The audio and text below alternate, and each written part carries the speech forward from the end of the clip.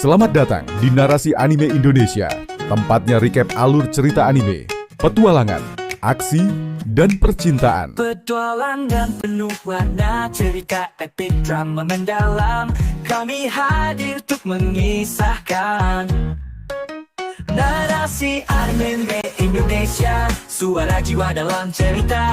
Dari kisah lama hingga yang baru, semua terangkum di sini untukmu. Cerita dimulai dengan menampilkan tokoh protagonis kita, Yuhi. Suatu pagi ketika bangun tidur, dia secara tidak sengaja menemukan seekor kadal di tempat tidurnya. Kadal itu memperkenalkan dirinya sebagai Noi dan mengklaim bahwa misinya adalah melindungi seorang putri dari seorang penyihir jahat yang berencana menghancurkan dunia. Noi meminta bantuan Yuhi dan memohon untuk meminjam kekuatannya. Mengira dirinya berhalusinasi, Yuhi melempar kadal itu keluar dari rumahnya. Tak lama setelah itu, dia melihat tetangganya menatap kadal yang baru saja dia buang. Ketika Yuhi kembali ke kamarnya, dia terkejut mendapati bahwa kadal itu telah kembali. Menyadari kebingungan Yuhi, kadal itu memintanya untuk memahami situasi tersebut. Yuhi kemudian menangkap ekor Noi dan menegaskan bahwa ini adalah rumahnya, dan karena dia tidak mengundang Noi masuk, jika Noi memiliki kehormatan sebagai makhluk malam, dia seharusnya pergi. Namun, Noi justru mulai menguliahi Yuhi, yang membuatnya melempar kadal itu keluar lagi. Kemudian, Yuhi pergi ke sekolah sambil tetap berpikir bahwa dia mungkin sedang berhalusinasi. Namun, Noi tiba-tiba muncul kembali di bahunya, mengejutkannya hingga dia jatuh dari sepedanya. Noi menjelaskan bahwa mereka sekarang telah terikat satu sama lain dan tidak bisa berjauhan. Setelah kelas berakhir, guru menanyakan tentang luka-luka Yuhi. Dia menyadari bahwa tidak ada orang lain yang bisa melihat Noi, jadi dia menjelaskan bahwa dia telah menabrak seekor kadal di pagi hari, jatuh, dan kini kadal itu menghantuinya. Saat beberapa murid lain mengalihkan perhatian guru dengan pertanyaan, Yuhi diam-diam menyelinap pergi. Noi kemudian menjelaskan bahwa bentuknya tidak bisa dilihat oleh orang lain, dan jika Yuhi masih berpikir bahwa dia gila, dia harus melihat tangannya. Yuhi pun melihat sebuah cincin di jarinya dan terkejut saat menemukan bahwa dia bisa menggunakannya untuk memanipulasi kekuatan tertentu. Ketika dia bereksperimen dengan kekuatan itu, guru datang mencarinya. Mengira bahwa jatuhnya Yuhi mungkin telah menyebabkan delusi, guru tersebut mengingatkannya agar tidak lupa tentang tenggat waktu laporan. Yuhi berjanji akan segera mengumpulkannya, lalu bertanya kepada Noi apakah kemampuan tersebut bisa digunakan untuk mengendalikan tubuh orang lain. Yuhi berpikir bahwa kekuatan tersebut bisa dipakai untuk iseng. Dia pun mengangkat rok gurunya untuk menggodanya. Menyadari apa yang telah terjadi, gurunya mencoba mengejarnya, tetapi Yuhi berhasil melarikan diri ke rumah untuk membaca. Noi kemudian menjelaskan bahwa mereka memiliki dua tugas utama, menemukan sang putri dan melindungi dunia. Namun, Yuhi menolak membantu. Dia tidak ingin terlibat dalam pertempuran yang tidak akan diakui oleh siapapun dan lebih memilih menghindari tugas besar seperti menyelamatkan dunia, karena dia hanyalah seorang mahasiswa. Noi menyebutkan bahwa akan ada orang lain yang menjadi sekutunya, tetapi Yuhi mengingat nasihat kakeknya untuk menghindari musuh maupun sekutu demi kehidupan yang damai. Karena itu, dia memutuskan untuk menyerahkan urusan menyelamatkan dunia kepada orang lain dan mengabaikan semuanya. Saat Yuhi keluar untuk membeli makanan, Noi bertanya-tanya mengapa dia harus ditugaskan pada orang yang begitu pengecut. Tiba-tiba, Noi merasakan kehadiran musuh. Yuhi terkejut ketika merasakan dirinya ditusuk, tetapi karena luka itu tidak nyata, dia mengikuti instruksi Noi untuk melarikan diri. Mereka berlari ke tempat yang lebih tinggi, tetapi Yuhi kelelahan dan akhirnya menghadapi musuh, yang menurut Noi adalah golem lumpur. Yuhi menggunakan kemampuannya untuk membantunya melarikan diri saat monster itu menyerang. Namun, tiba-tiba, gadis tetangganya muncul dan meninju makhluk itu hingga terpental. Noi pun menyadari bahwa dialah sang putri yang selama ini ia cari. Gadis itu memperkenalkan dirinya sebagai Hina dan berasumsi bahwa Noi pasti telah membuat Yuhi kebingungan. Malam itu, Noi melatih Yuhi dalam kemampuan terbang, tetapi bahkan untuk tetap melayang sebentar saja sangat sulit. Hal ini karena kekuatan itu bergantung pada kekuatan fisik, yang berarti Yuhi membutuhkan latihan rutin untuk menjadi lebih kuat. Yuhi meragukan apakah dirinya cocok menjadi seorang ksatria, tetapi Noi menyebutkan bahwa menjadi ksatria dan menyelamatkan dunia memiliki banyak keuntungan. Yuhi dengan marah meminta Noi pergi dan mengembalikan kehidupannya yang damai, tetapi Noi menolak, sehingga Yuhi melemparkannya keluar lagi. Namun, Noi tetap menempel di punggungnya bahkan ketika Yuhi keluar untuk makan malam.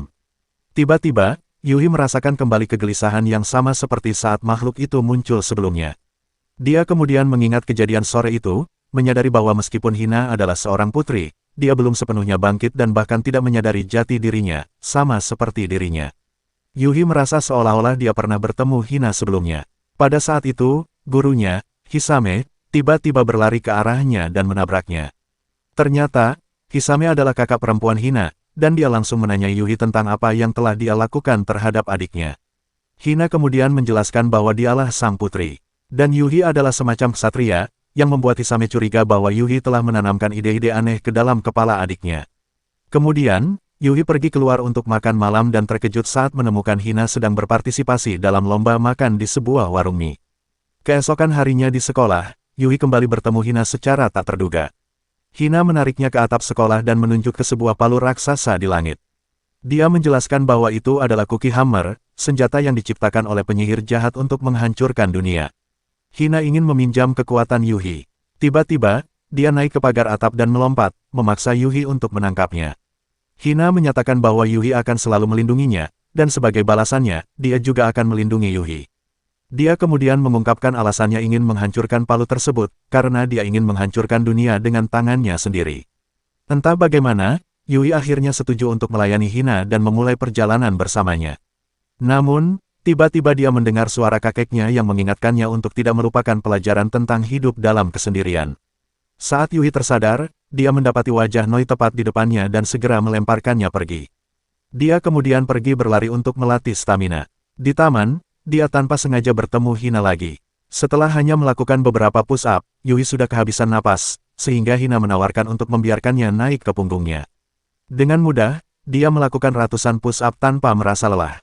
Kemudian, Hina mengundang Yuhi ke rumahnya untuk makan. Setibanya di sana, Yuhi meminta izin untuk menggunakan kamar mandi, tetapi secara tidak sengaja masuk ke kamar Hisame, yang membuatnya dimarahi. Namun, karena dia adalah tamu Hina, Hisame dengan enggan membiarkannya. Mereka kemudian bergabung dengan Hina untuk makan, di mana dia menyebutkan bahwa makanan itu disiapkan oleh kakaknya dan bertanya mengapa Noi tidak makan. Noi menjelaskan bahwa dia mendapatkan energinya langsung dari Yuhi dan tidak perlu makan. Yuhi mengejek Noi, tetapi Noi membalas bahwa dia seharusnya tidak meremehkan seekor kadal seperti dirinya. Saat itu, Yuhi menyadari bahwa dia sudah begitu lama lupa bagaimana rasanya berada di sekitar orang lain. Dalam pikirannya, rantai yang mengikatnya pada kakeknya muncul kembali, mengingatkannya pada bayangan psikologis yang selama ini ia coba lari darinya. Malam itu, Yuhi melanjutkan latihannya dan berhasil melayang selama lebih dari 4 detik, sebuah peningkatan yang signifikan, tetapi dia masih merasa itu belum cukup. Dia khawatir jika harus menghadapi golem lumpur lagi, dia tetap tidak akan memiliki kekuatan yang cukup. Noi bertanya apakah Yuhi memiliki ambisi pribadi, tetapi Yuhi tidak bisa memikirkan apapun, membuat Noi frustrasi. Meskipun Yuhi belum yakin dengan tujuan masa depannya, untuk saat ini, dia hanya ingin melepaskan diri dari bayangan kakeknya. Kemudian, Yuhi bertemu Hina lagi dan bertanya mengapa dia ingin menghancurkan dunia. Hina menjawab bahwa dia ingin memiliki dunia, tetapi karena dunia akan tetap ada bahkan setelah dia mati, dunia itu tidak akan pernah benar-benar menjadi miliknya. Oleh karena itu, dia bermaksud menghancurkannya sebelum Palu bisa melakukannya. Hanya dengan cara itu dia bisa merasa memiliki dunia sepenuhnya. Dia lalu mengajak Yuhi ke atap, melompat ke seberang, lalu menariknya ke atas, mengejutkannya dengan kelincahannya. Hina menyatakan keyakinannya bahwa suatu hari nanti Yuhi akan bisa melayang lebih tinggi darinya. Keesokan paginya, saat berlari, Noi memberitahu Yuhi bahwa dengan kekuatannya saat ini, dia tidak akan bisa mengalahkan golem lumpur. Jika dikejar, dia sebaiknya mencoba menyeberangi sungai untuk menghindarinya, sehingga memberi cukup waktu bagi Hina untuk tiba. Tiba-tiba, Yuhi menyadari ada golem lumpur di belakangnya. Dia memarahi Noi karena tidak memperingatkannya lebih awal, tetapi Noi menjelaskan bahwa dia tidak merasakan niat membunuh dari makhluk itu. Golem itu menyeberang jalan, memaksa Yuhi melarikan diri, tetapi dengan cepat mengejarnya dan menyerang. Yuhi menggunakan kekuatannya untuk menghindar dan mencoba melarikan diri, tetapi golem itu berhasil menangkapnya. Tepat ketika dia hampir terbunuh oleh bila golem, Hina muncul di seberang sungai. Dengan cepat, Hina melempar sebuah mobil ke arah monster itu, tetapi golem berhasil menghindarinya. Namun, dia kemudian melompat menyeberangi sungai dan memberikan tendangan kuat yang langsung mengalahkan makhluk itu. Keesokan paginya, Yuhi kembali ke rumah Hina untuk sarapan, yang membuat Hisame sedikit kesal. Yuhi menyadari bahwa jika dia tidak berlatih dengan serius, dia tidak akan bisa bertahan hidup. Kemudian, pamannya menelepon untuk memberitahunya bahwa kakeknya telah dirawat di rumah sakit dan memintanya untuk datang menjenguk. Pamannya menawarkan untuk mengatur tiket untuknya, tetapi Yuhi berdalih bahwa dia harus memeriksa jadwal pekerjaan paruh waktunya terlebih dahulu, meskipun sebenarnya dia tidak memiliki pekerjaan. Dia hanya mencari alasan untuk tidak harus menghadapi kakeknya. Setelah itu, Yuhi pergi ke tepi sungai dan memutuskan untuk melatih kelincahannya karena dia belum siap bertarung. Dia mencoba menggunakan kekuatannya untuk menyeberangi sungai, tetapi baru beberapa langkah, dia jatuh ke dalam air. Malam itu, Yuhi jatuh sakit dengan demam, dan karena terikat dengannya, Noi juga ikut terkena flu. Saat beristirahat, Yuhi kembali mengingat perasaan saat dirinya ditarik ke dalam air oleh rantai-rantai kakeknya. Keesokan paginya, Hina mengunjungi kamar Yuhi. Merasa malu dengan kelemahannya, Yuhi meminta maaf dan memohon agar Hina tidak meninggalkannya. Hina meyakinkannya bahwa dia juga pernah lemah di masa lalu dan mendorongnya untuk mengunjungi kakeknya. Yuhi kemudian mengungkapkan alasan mengapa dia membenci kakeknya. Suatu kali, ketika dia membawa seorang teman ke rumah, kakeknya merantainya dan menguncinya di gudang. Kakeknya percaya bahwa manusia adalah musuh, dan bahwa teman-teman pada akhirnya akan mengkhianatinya. Karena itu, Yuhi dilarang menjalin hubungan dengan siapapun. Yuhi takut bahwa kembali ke rumah akan membangkitkan kembali kenangan akan rantai dingin itu, tetapi Hina berjanji untuk menghancurkan segala sesuatu yang mengikat atau menakutinya. Dia mendesaknya untuk tidak merasa takut. Kemudian, Kisame datang mengunjungi Yuhi dan memutuskan untuk memasak makanan untuk semua orang.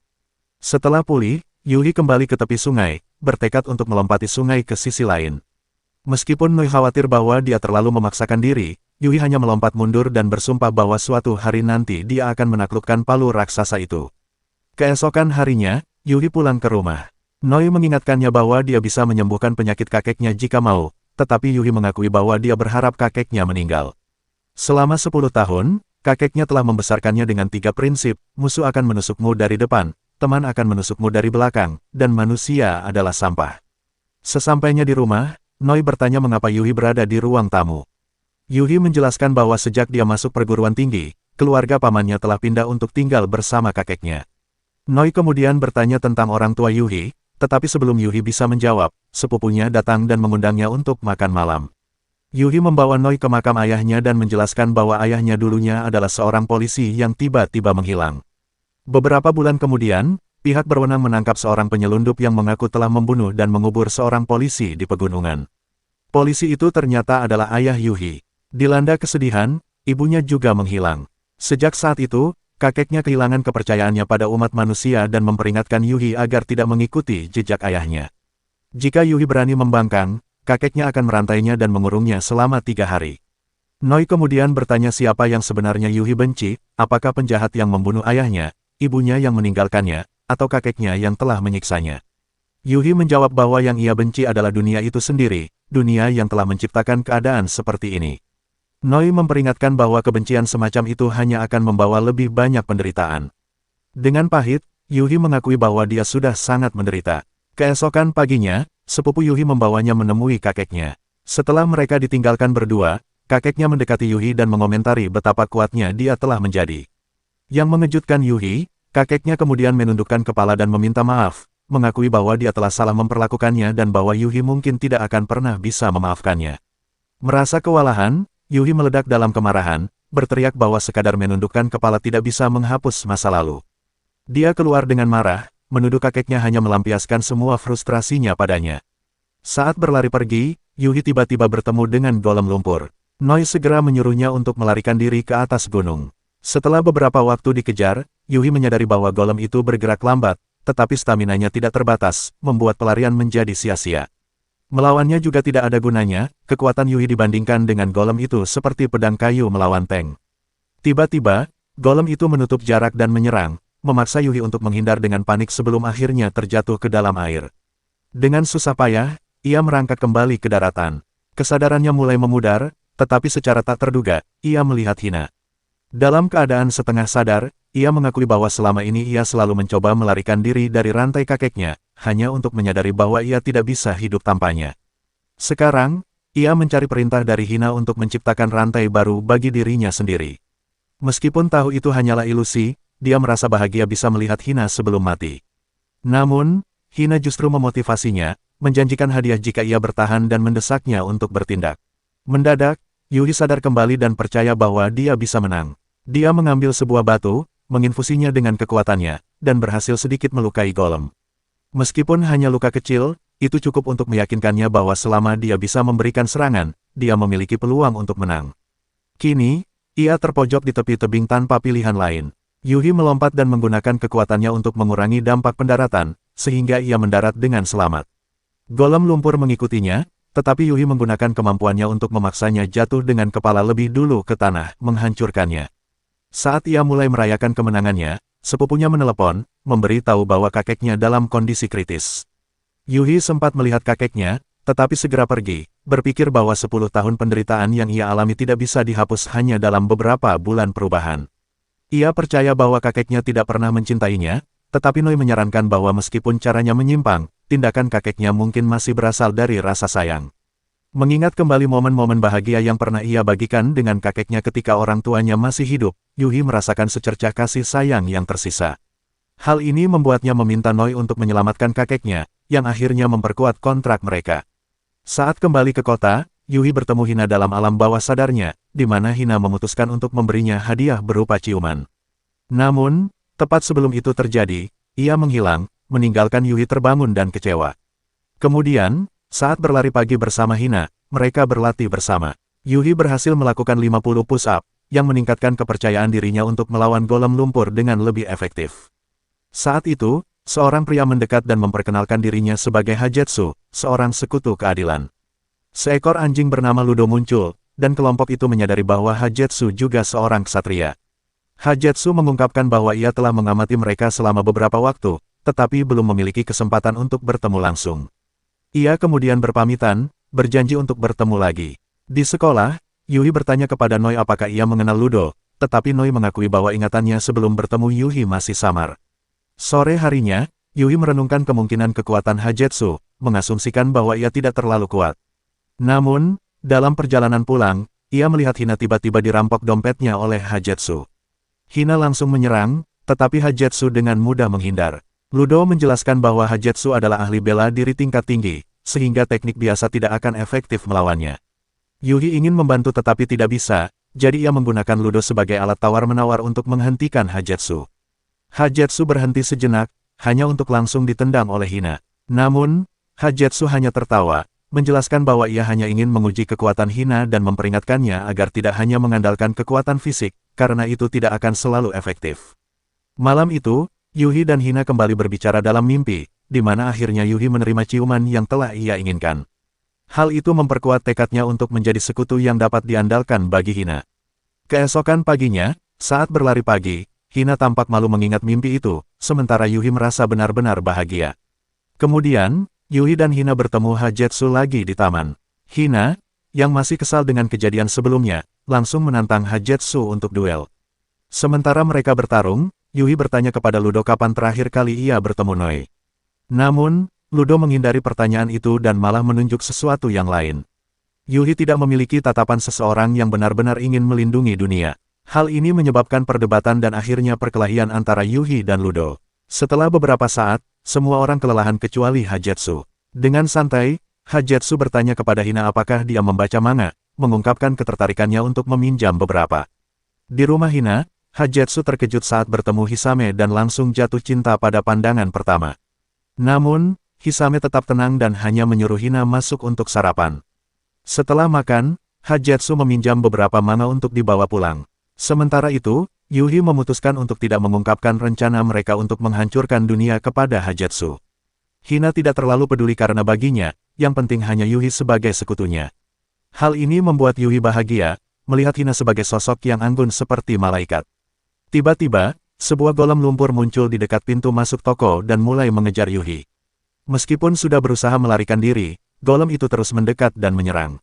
Hajetsu muncul secara tak terduga, menangkis serangan golem dan menggunakan kekuatannya untuk menargetkan titik lemahnya, matanya. Dengan cepat, Hajetsu mengalahkan makhluk itu.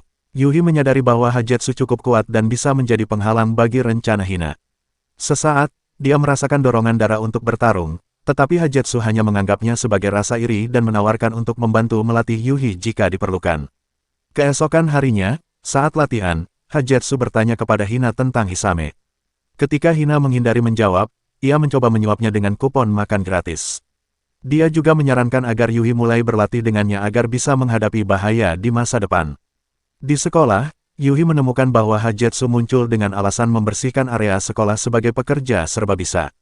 Namun, dia juga memanfaatkan kesempatan itu untuk mendekati Hisame, memberinya banyak pujian, yang membuat Yuhi berpikir dia terdengar seperti penipu.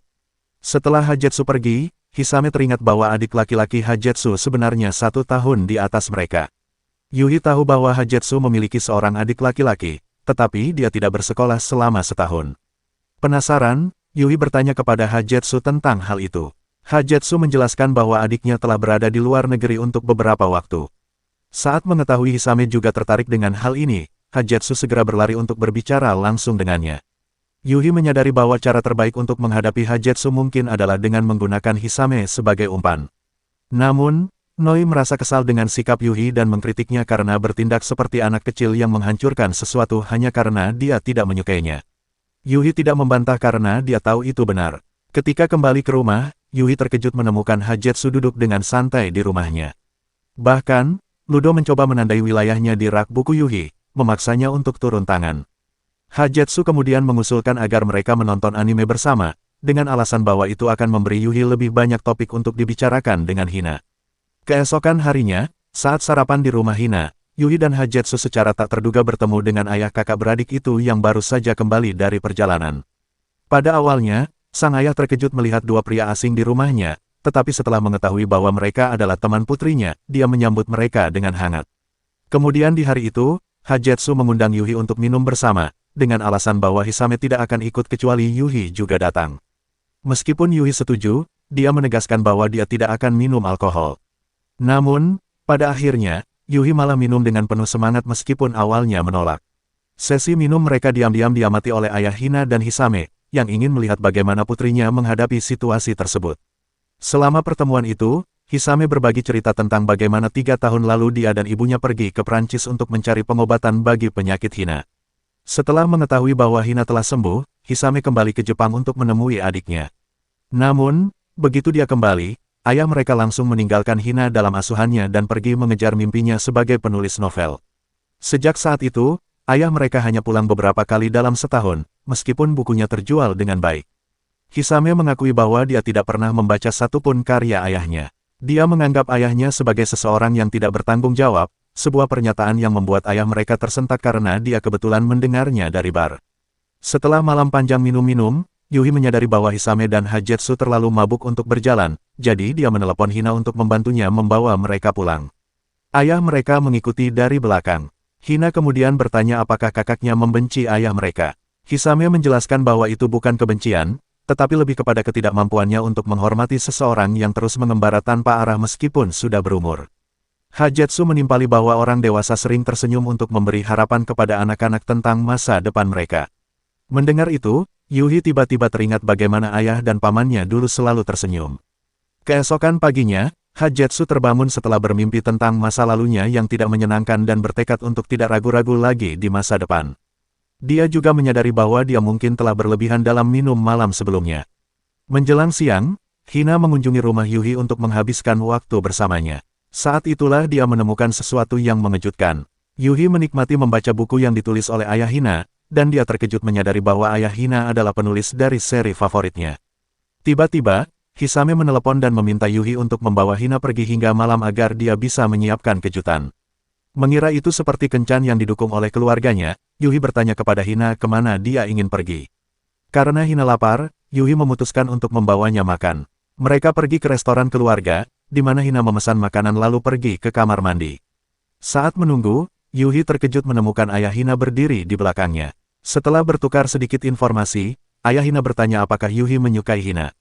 Yuhi mengakui bahwa dia memiliki perasaan yang tidak terbalas, tetapi dia percaya bahwa Hina hanya menganggapnya sebagai teman. Ayah Hina menjelaskan bahwa umumnya, perempuan tidak melihat teman mereka sebagai calon pasangan romantis. Dia kemudian bertanya apakah Yuhi memiliki cita-cita. Yuhi mengatakan bahwa saat ini dia belum memiliki tujuan yang jelas, tetapi dulu dia pernah bermimpi menjadi seorang polisi. Puas dengan jawaban itu, ayah Hina mempercayakan Hina kepada Yuhi untuk menjaganya. Yuhi kemudian meminta tanda tangan, tetapi sang ayah malah mengungkapkan bahwa malam itu adalah ulang tahun Hina dan mengundang Yuhi ke pesta kejutan. Dia berjanji akan menandatangani bukunya jika Yuhi datang, tetapi memperingatkan agar tidak memberitahu Hina tentang kejutan itu. Kemudian, Yuhi mengajak Hina menonton film dan pergi ke arcade mesin capit. Malam harinya, ketika mereka kembali ke rumah, Hina sangat bahagia dengan pesta kejutan ulang tahunnya. Dia menyadari bahwa kepulangan ayahnya kali ini memang khusus untuk merayakan ulang tahunnya. Malam itu, Yuhi dan Hina pergi ke atap untuk berbicara. Hina mengungkapkan bahwa meskipun dia ingin tumbuh dewasa seperti orang lain, dia tidak akan memiliki kesempatan untuk melakukannya. Dia mengungkapkan bahwa pemulihan mendadaknya terjadi karena ada ratu roh yang menghuni tubuhnya dan memberinya kekuatan. Begitu pertempuran berakhir, dia akan kembali ke kondisi lemahnya. Itulah sebabnya dia ingin menghancurkan seluruh dunia bersamanya. Keesokan paginya, ayah mereka pergi lagi, mempercayakan Hajetsu untuk membimbing perkembangan Yuhi dan Hina. Dia mengatakan bahwa meskipun Hajetsu menganggap dirinya sebagai orang biasa, dia mengagumi bagaimana Hajetsu menciptakan sosok keadilan yang heroik bagi orang lain. Sebelum pergi, dia memberi Hajetsu 2 tiket film agar dia bisa mengajak Hisame keluar, yang membuat Hajetsu sangat senang karena dia menganggap ini sebagai tanda penerimaan dari ayah Hisame. Malam harinya, Hajetsu menyadari bahwa Yuhi tampak enggan berlatih di bawah bimbingannya. Yuhi menjelaskan bahwa meskipun dia berlatih dengan Hajetsu, itu hanya akan menjadi pengetahuan yang dipinjam.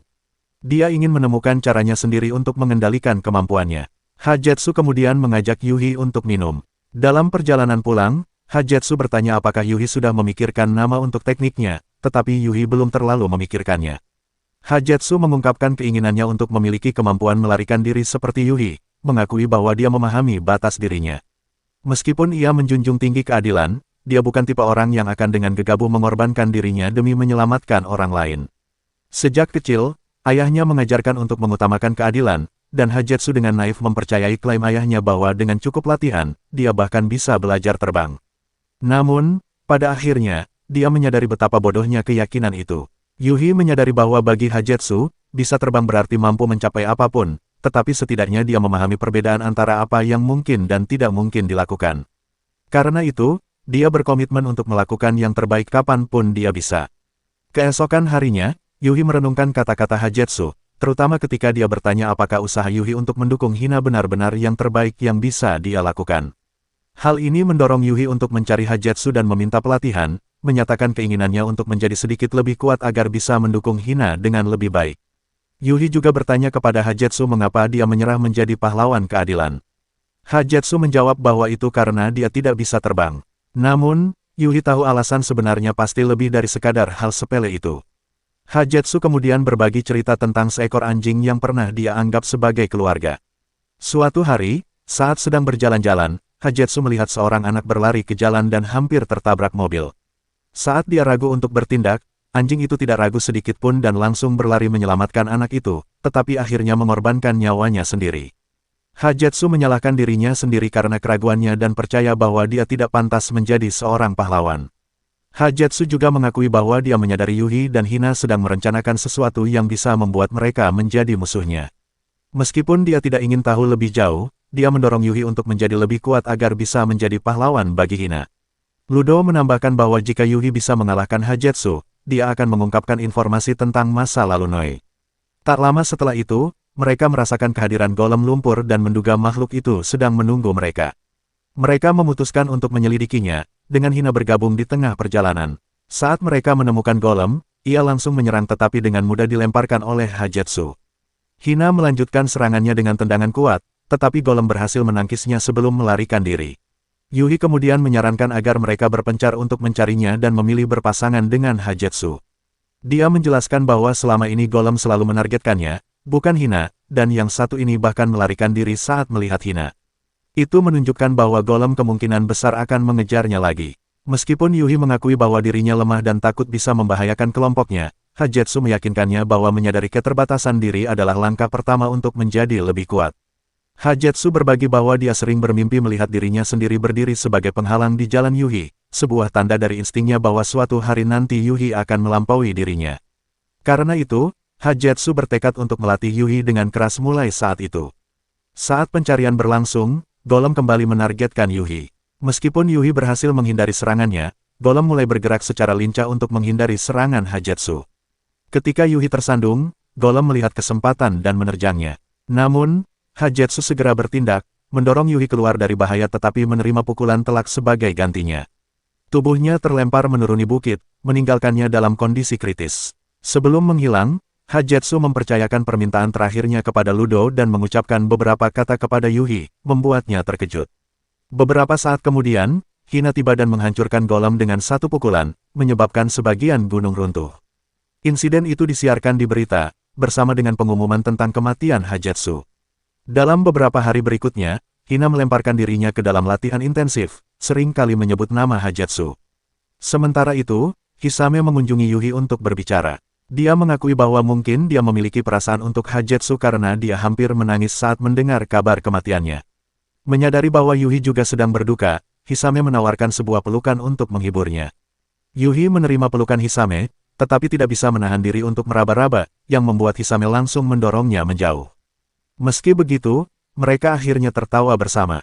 Walaupun Hisame menangis, dia memaksakan senyum untuk menunjukkan bahwa dia berusaha bersikap dewasa. Saat Yuhi pulang, Noi menyarankan agar dia menangis jika memang membutuhkannya. Yuhi merenungkan bahwa meskipun dia pernah berharap Hajetsu menghilang, dia tidak lagi merasa seperti itu. Tiba-tiba, seseorang muncul di belakangnya, memperkenalkan diri sebagai Mikazuki, adik laki-laki Hajetsu dan seorang ksatria dari Kromo. Mikazuki menantang Yuhi untuk berduel, tetapi ketika Yuhi menolak, Mikazuki malah berlari pergi dengan menangis. Keesokan paginya, Yuhi mengunjungi rumah kakak beradik itu untuk sarapan dan menemukan Mikazuki di sana.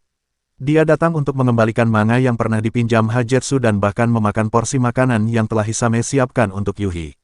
Di sekolah, Yuhi terkejut mengetahui bahwa Mikazuki ternyata sekelas dengannya dan bahkan cukup populer di kalangan teman-teman mereka. Kemudian, Yuhi mendapat kesempatan untuk berbicara dengan Mikazuki.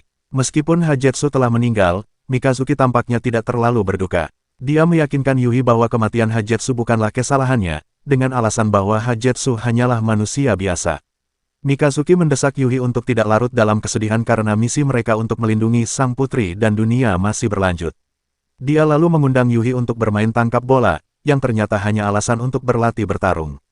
Saat Yuhi menunjukkan ketidaktertarikannya, Mikazuki mengejeknya karena terlalu lemah untuk melindungi sang putri, yang akhirnya memprovokasi Yuhi untuk melawan. Dalam pertarungan mereka, Yuhi mengakui bahwa Hajetsu mati saat melindunginya. Setelah mendengar ini, Mikazuki bertekad untuk mengalahkan Yuhi demi membuktikan bahwa dia lebih kuat daripada kakaknya. Mikazuki selalu bercita-cita untuk melampaui Hajetsu, dan sekarang setelah bertemu dengan Yuhi, orang yang pernah dilatih oleh kakaknya, dia melihat mengalahkan Yuhi sebagai tujuan barunya. Namun, pertarungan mereka tiba-tiba dihentikan oleh Hina, yang dengan mudah melempar Mikazuki ke samping. Dia terlihat emosional saat menunjukkan sebuah teknik kontra yang telah dia pelajari dari Hajetsu. Dia dengan tegas melarang mereka bertarung lagi. Saat itu, seorang ksatria lain muncul. Dia adalah Nagumo, seorang pria yang lebih tua, bukan tipe ksatria yang mengenakan penutup mata dan membawa senjata seperti yang mungkin mereka bayangkan. Nagumo menjelaskan bahwa ada total 12 ksatria. Sejauh ini, dia telah bertemu dengan 3 lainnya, yaitu ksatria burung hantu, kucing hitam, dan ular. Nagumo mengingatkan mereka akan tugas mereka untuk melindungi bumi dari biskuit hammer dan memperingatkan mereka agar bersiap untuk berkorban dalam menghadapi musuh mereka. Setelah mengatakan bahwa dia akan menemui mereka lagi di masa depan, Nagumo pergi, diikuti oleh Mikazuki. Saat Yuhi dan kelompoknya berjalan pulang, dia mulai mempertimbangkan kemungkinan harus menghadapi 10 ksatria yang tersisa untuk membantu Hina mencapai tujuannya. Hina juga percaya bahwa suatu hari Yuhi akan menantang dan mengalahkan masing-masing dari mereka. Sementara itu, Mikazuki, seperti yang bisa diduga, langsung mencari Nagumo untuk berduel. Namun, tidak lama kemudian, dia kembali dan mengeluh kepada Yuhi bahwa Nagumo, seperti kudanya, terlalu cepat. Yuhi mengabaikannya dan malah menyuruhnya keluar dari kamarnya serta membayar tanaman kubis yang telah dia makan. Kemudian, saat berbaring di tempat tidur, Yuhi merenungkan tentang apa sebenarnya keinginan terakhir Hajetsu.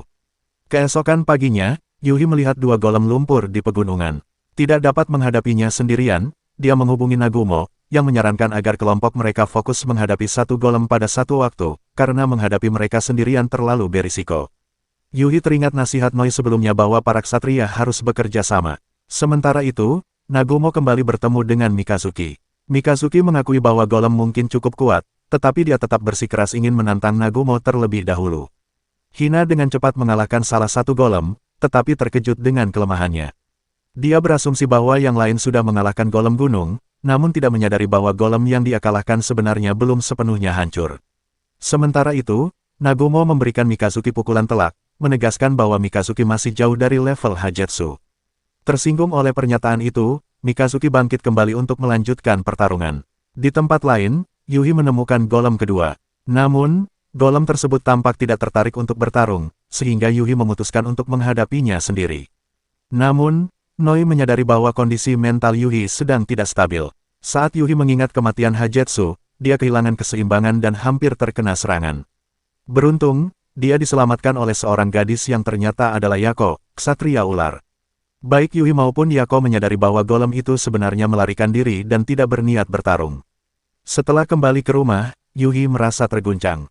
Dia sadar bahwa meskipun dia menganggap dirinya kuat, melihat seseorang yang dia kenal menjadi jasad tanpa nyawa telah menghilangkan keberaniannya untuk bertarung.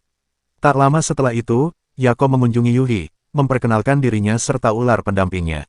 Noi bertanya apakah ular itu mengingat sesuatu tentang masa lalunya, tetapi Yako mengakui bahwa ular tersebut tidak memiliki ingatan apapun. Yako kemudian berbagi kisah bahwa dalam pertempuran sebelumnya, ksatria ular tewas lebih awal saat melindungi ksatria kadal. Noi meminta maaf, mengungkapkan penyesalannya karena meskipun telah dilindungi, ksatrianya tetap tidak berhasil bertahan lama. Namun, Yako menolak untuk menerima rasa terima kasih atau penyesalan dari Noi, menunjukkan bahwa dia tidak menyimpan dendam apapun. Sebelum pergi, Yako dengan tegas mengatakan kepada Yuhi bahwa dia sebaiknya tidak bertarung lagi karena hanya menjadi beban bagi orang lain. Yuhi kemudian bertanya kepada Noi tentang saat dirinya pernah diselamatkan sebelumnya. Noi menjelaskan bahwa pengorbanan ksatria ular sia-sia karena ksatrianya pun akhirnya tewas tidak lama setelahnya. Tidak ingin kematian Hajetsu menjadi tak berarti, Yuhi memutuskan bahwa dia akan terus bertarung. Keesokan harinya, Yuhi menemukan bahwa golem lumpur lain telah muncul.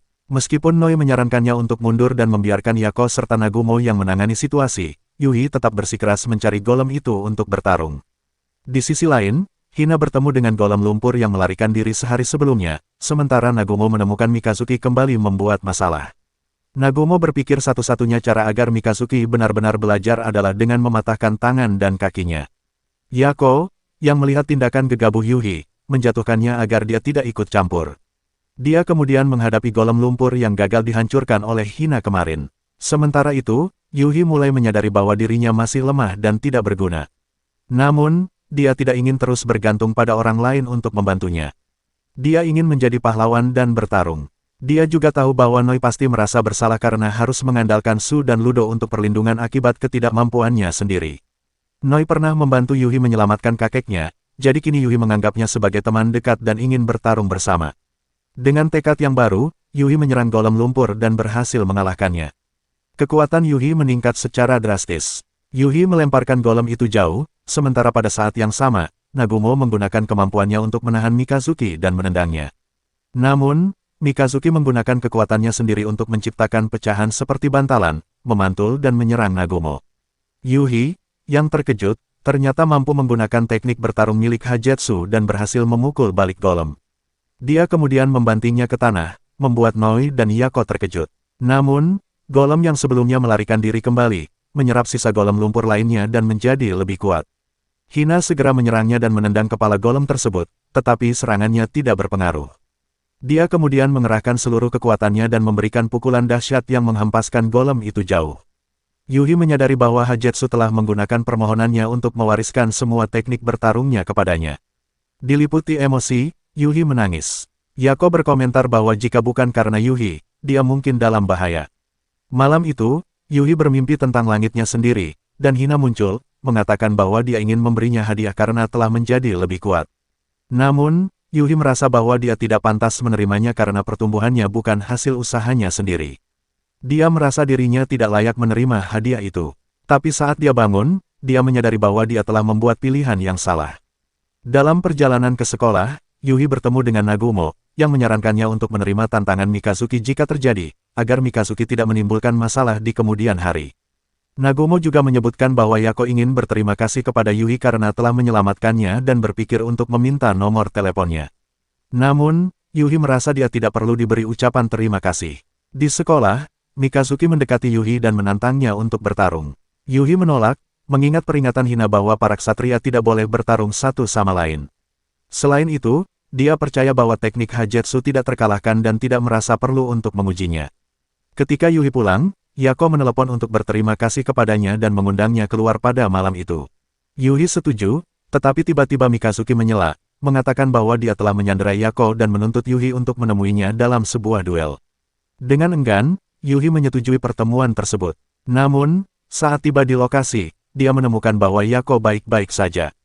Yako menyarankan Yuhi untuk menerima duel itu, dengan alasan bahwa sebagian dari teknik Hajutsu mungkin memang dimaksudkan untuk diwariskan kepada Mikazuki, adiknya. Setelah pertarungan, Yuhi menyadari bahwa dia masih belum sepenuhnya menguasai teknik Hajutsu. Mikazuki masih cukup sulit untuk dihadapi. Mikazuki memperhatikan kebimbangan Yuhi dan menyarankannya untuk meluangkan waktu memikirkan apa yang sebenarnya dia inginkan. Yuhi masih ingin menghancurkan dunia bersama Hina, tetapi di saat yang sama, dia juga mulai peduli dengan orang-orang di sekitarnya, yang membuatnya ragu. Mikazuki pergi, dan Yuhi hendak mengatakan sesuatu kepada Yako ketika Mikazuki kembali, memanggil mereka untuk melihat sesuatu. Mereka terkejut saat menemukan tubuh golem lumpur yang telah dihancurkan oleh Hina sehari sebelumnya.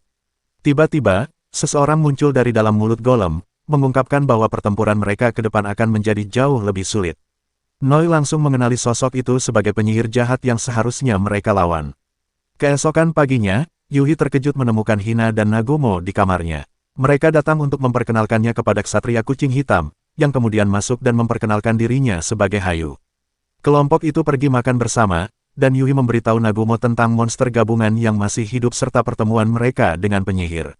Nagumo menyimpulkan bahwa mereka sekarang harus mengumpulkan semua ksatria untuk menghadapi pertempuran yang akan datang. Yuhi bertanya tentang ksatria burung hantu, dan Nagumo menjelaskan bahwa ksatria itu hanyalah seorang anak kecil dan tidak layak untuk bertarung. Saat merenungkan semua golem lumpur yang pernah dia hadapi, Yuhi menyadari bahwa masing-masing memiliki jumlah mata yang spesifik. Dia telah melihat golem dengan jumlah mata berkisar dari 1 hingga 7, tetapi dia belum pernah bertemu dengan golem bermata 6. Nagumo berspekulasi bahwa seseorang yang sangat kuat pasti telah mengalahkan golem bermata 6, karena golem bermata 7 tidak akan muncul jika yang sebelumnya belum dikalahkan.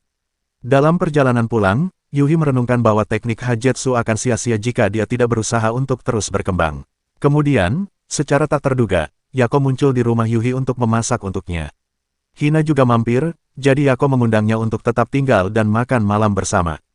Tepat setelah mereka selesai makan, Mikazuki datang dan mengungkapkan bahwa dia telah menemukan 2 ksatria lainnya, Mahai, ksatria kura-kura, dan Subaru, ksatria ayam. Makhluk pendamping Subaru menyebutkan bahwa kedua gadis itu pernah mengalahkan golem lumpur di masa lalu, tetapi Subaru mengklarifikasi bahwa itu hanya mungkin berkat pengorbanan guru mereka, ksatria ikan pedang. Keesokan harinya, Yuhi menyadari bahwa mereka hanya membutuhkan 2 ksatria lagi untuk melengkapi kelompok mereka. Dia bertanya-tanya tentang 3 ksatria legendaris yang pernah disebutkan oleh Noi, tetapi tiba-tiba, 2 ksatria terakhir muncul di hadapannya. Yuhi segera menghubungi Hina untuk melaporkan bahwa semua 12 ksatria telah berkumpul. Hina memerintahkannya untuk mengumpulkan semua orang. 2 pendatang baru itu bertemu dengan Nagumo dan memperkenalkan diri mereka sebagai Teru, ksatria tikus, dan Hanako, ksatria manusia. Ksatria burung hantu, seorang anak laki-laki bernama Te, juga dipanggil. Hina bertanya kepada Yuhi apakah dia mencintai dunia ini, percaya bahwa dialah yang pada akhirnya akan menghentikannya. Setelah pertempuran, Yuhi meyakinkan Hina tentang dedikasinya, memintanya untuk tidak khawatir. Para ksatria yang lebih muda tampak gugup setelah mendengar tentang pengorbanan di masa lalu, tetapi Hina memberikan pidato bersemangat untuk mengangkat semangat mereka.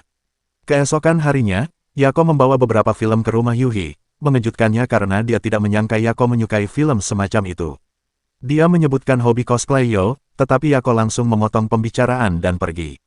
Yako memang menyukai cosplay, tetapi dia kurang percaya diri untuk menunjukkannya kepada orang lain, takut mereka akan menganggapnya aneh. Dia menyadari bahwa dia tidak pernah sependiam ini ketika pertama kali bertemu Sei. Saat itu, pertemuan mereka mirip dengan pertemuan pertama Yuhi dan Noi. Awalnya, Yako mencoba mengusir Sei dengan pedang kayu, tetapi Sei memohon padanya untuk mendengarkan. Setelah mendengar situasinya, Yako memutuskan untuk segera menggunakan permohonannya, tidak ingin menunggu sampai dia berada di ambang kematian. Dia berharap agar keluarganya tetap tersenyum meskipun dia sudah tiada. Sei menganggapnya eksentrik saat itu, tetapi pendapatnya sejak itu telah berubah. Sementara itu, Yuhi dan Hina bertemu dengan Nagumo saat dia sedang berlatih pagi. Nagumo mengundang mereka untuk sarapan meskipun dia menganggur. Saat sarapan, Nagumo berbagi bahwa dia memiliki istri dan seorang putra tetapi kini telah berpisah. Dia dulunya adalah seorang polisi tetapi baru saja mengundurkan diri. Nagumo menjadi ksatria setelah bertemu dengan ksatria kuda saat menangani sebuah kasus yang melibatkan penyerang yang menargetkan orang-orang tak bersalah. Saat berpatroli dengan bawahannya, Nagumo mendengar suara seekor kuda berbicara padanya. Tak lama kemudian, dia mendengar jeritan bawahannya dan segera bergegas menaklukkan pelaku. Meskipun bawahannya terluka, mereka berhasil menangkap penyerang tersebut. Namun, saat membawa pelaku ke kantor polisi, Nagumo menemukan bahwa dia adalah anak kepala polisi, yang telah dilindungi dari pertanggungjawaban oleh ayahnya. Marah, Nagumo meninju ayah dan anak itu sebelum mengundurkan diri. Nagumo menyatakan bahwa dia tidak pernah melihat dirinya sebagai pahlawan yang benar, baik dulu maupun sekarang. Seorang pahlawan sejati tidak akan menggunakan segala cara untuk bertahan hidup dan menang. Malam itu, Yuhi kembali bertemu dengan Hina dalam mimpinya. Hina menjelaskan bahwa Dreams Cafe adalah ciptaannya, dan siapapun yang diundangnya bisa masuk ke dalamnya. Sementara itu, Hayu, ksatria kucing hitam, ternyata juga mampu memasuki domain penyihir Animus. Tampaknya, Hayu dan Animus telah saling mengenal selama beberapa waktu. Makhluk pendamping kucingnya mengetahui hal ini, tetapi Hayu tetap bingung mengapa Animus tertarik padanya. Kemudian, Hayu mengunjungi Hisami untuk menanyakan teori tentang perjalanan waktu dan fenomena terkait.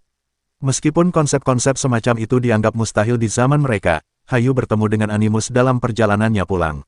Animus, yang mengetahui keinginan Hayu untuk mengungkap rahasia alam semesta, menawarkan bantuannya untuk mencapai tujuan itu, karena hal itu juga sejalan dengan kepentingannya sendiri.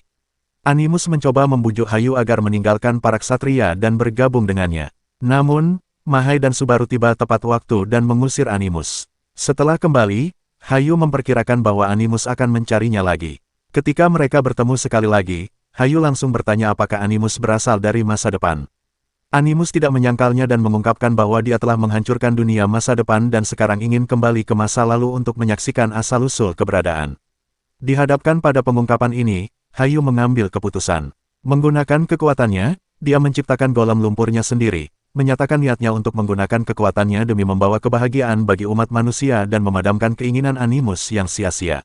Yang mengejutkan Hayu, Yang masih muda memilih untuk membantu Animus. Hayu kemudian diusir dari pertemuan itu dan memutuskan untuk merahasiakan keterlibatan Te untuk sementara waktu, karena ia ingin memahami motifnya. Hayu menyadari bahwa Te tampak tidak terlalu antusias dalam membantu Animus. Sementara itu, Yuhi sedang menggali lubang di gunung untuk menjebak golem lumpur, masih berusaha meningkatkan kecepatannya. Tanpa diduga, dia menemukan sebuah kotak yang berisi surat yang ditujukan kepadanya. Penulis surat tersebut menjelaskan bahwa mereka telah meramalkan Yuhi akan menggali di sana dan telah menguburkan kotak itu untuknya. Yuhi menyadari bahwa penulisnya adalah almarhum ksatria ikan pedang, yang memiliki kemampuan untuk melihat masa depan. Di sisi lain, Mikazuki bertemu dengan Subaru di jalan, dan keduanya, yang sama-sama mencari Animus, memutuskan untuk bekerja sama. Yuhi menemukan sebuah jurnal yang ditinggalkan oleh ksatria ikan pedang yang berisi kisah hidupnya. Ksatria itu mengungkapkan bahwa ia telah hidup selama 500 tahun. Pada usia 5 tahun, ia tersesat di laut dan terdampar di daratan, di mana ia bertemu dengan seorang biksu yang menjadi mentornya. Melalui bertahun-tahun pelatihan, ia mencapai pencerahan dan membangkitkan kemampuannya untuk melihat segala sesuatu. Dia dapat meramalkan segala sesuatu di dunia, tetapi suatu hari, sang biksu membawa seorang anak laki-laki yang menjadi yatim piatu akibat perang. Anak laki-laki itu ingin membalas dendam terhadap para samurai yang telah menghancurkan desanya. Setelah berlatih, anak itu pergi untuk memenuhi misinya, tetapi ia kembali dalam keadaan kalah dan akhirnya meninggal. Selama berabad-abad, ksatria itu melatih banyak murid, tetapi semuanya pada akhirnya meninggal.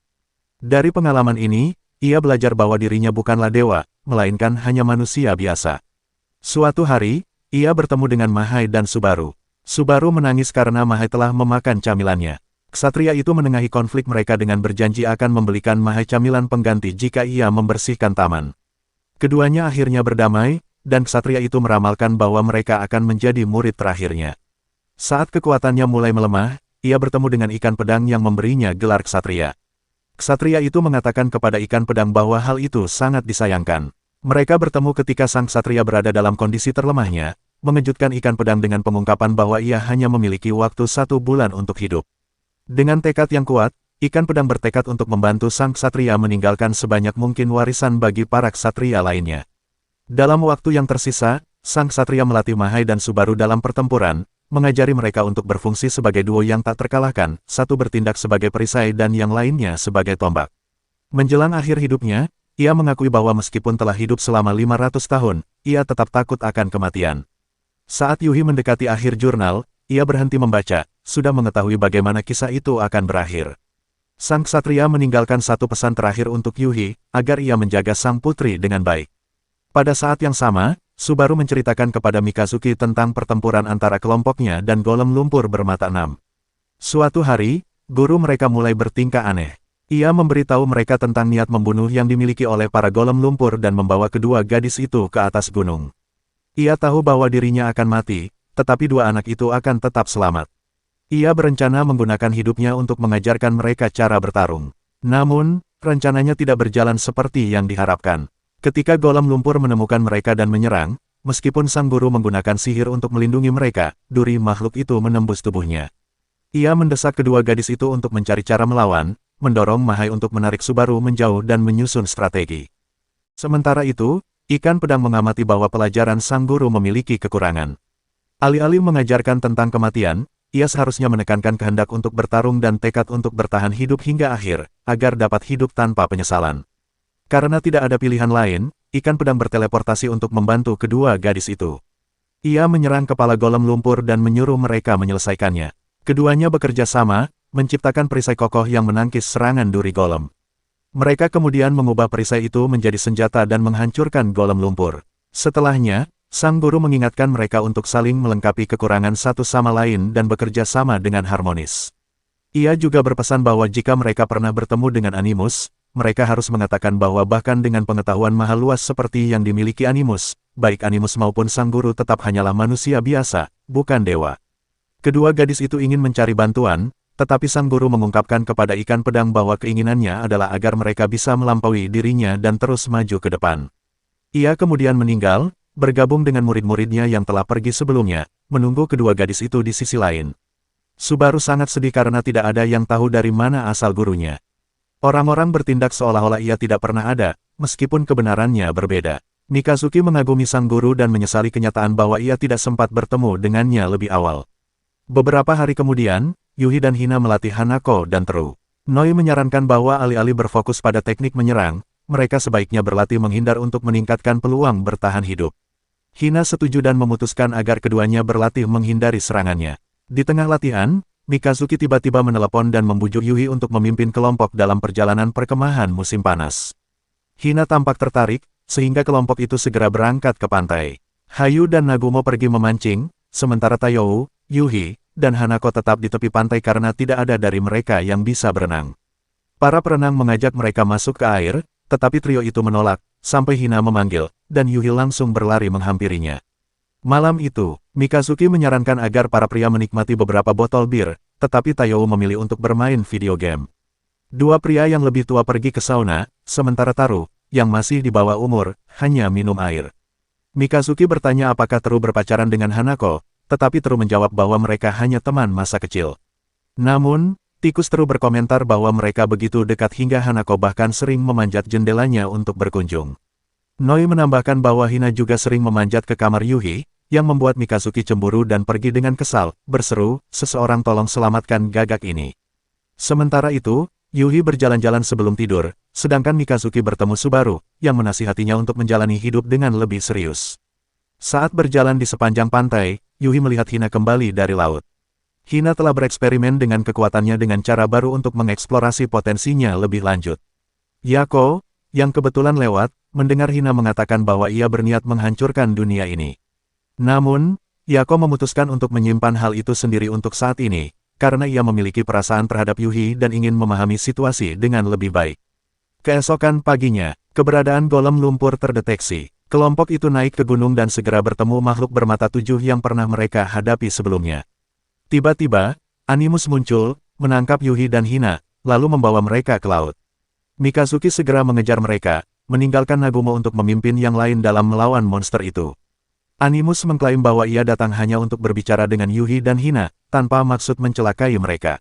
Sementara itu, para ksatria berjuang melawan monster yang terus bergerak tanpa lelah, memaksa mereka mencari perlindungan sementara.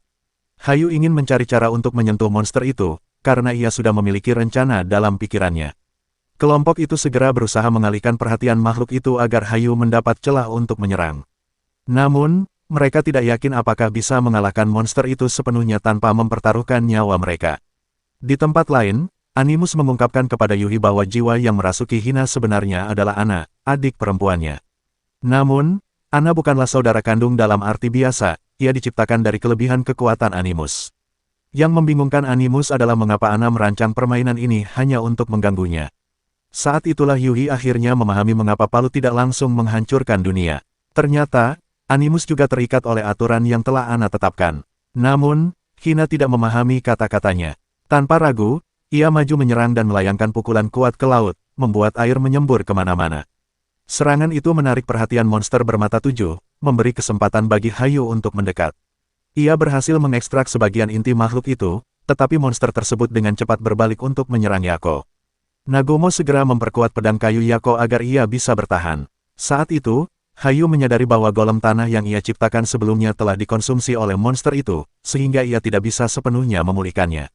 Memanfaatkan gangguan tersebut, Mahai dan Subaru menciptakan senjata dan menebas makhluk itu. Akhirnya, semua ksatria menggabungkan kekuatan mereka untuk memberikan serangan terakhir yang menghancurkan monster tersebut. Sementara itu, Yuhi membawa Hina kembali ke pantai tepat saat Mikazuki tiba, hanya untuk menemukan bahwa Animus telah melarikan diri. Ketika Nagumo melaporkan bahwa monster itu telah dikalahkan, Mikazuki semakin terkejut. Sebagai hukuman karena meninggalkan rekan-rekannya, Nagumo menyatakan bahwa Mikazuki adalah satu-satunya yang tidak diizinkan makan dalam pesta perayaan kelompok mereka malam itu. Keesokan harinya, Yuhi memperhatikan bahwa Hayu telah menciptakan golem tanah bermata dua untuk para ksatria berlatih melawan.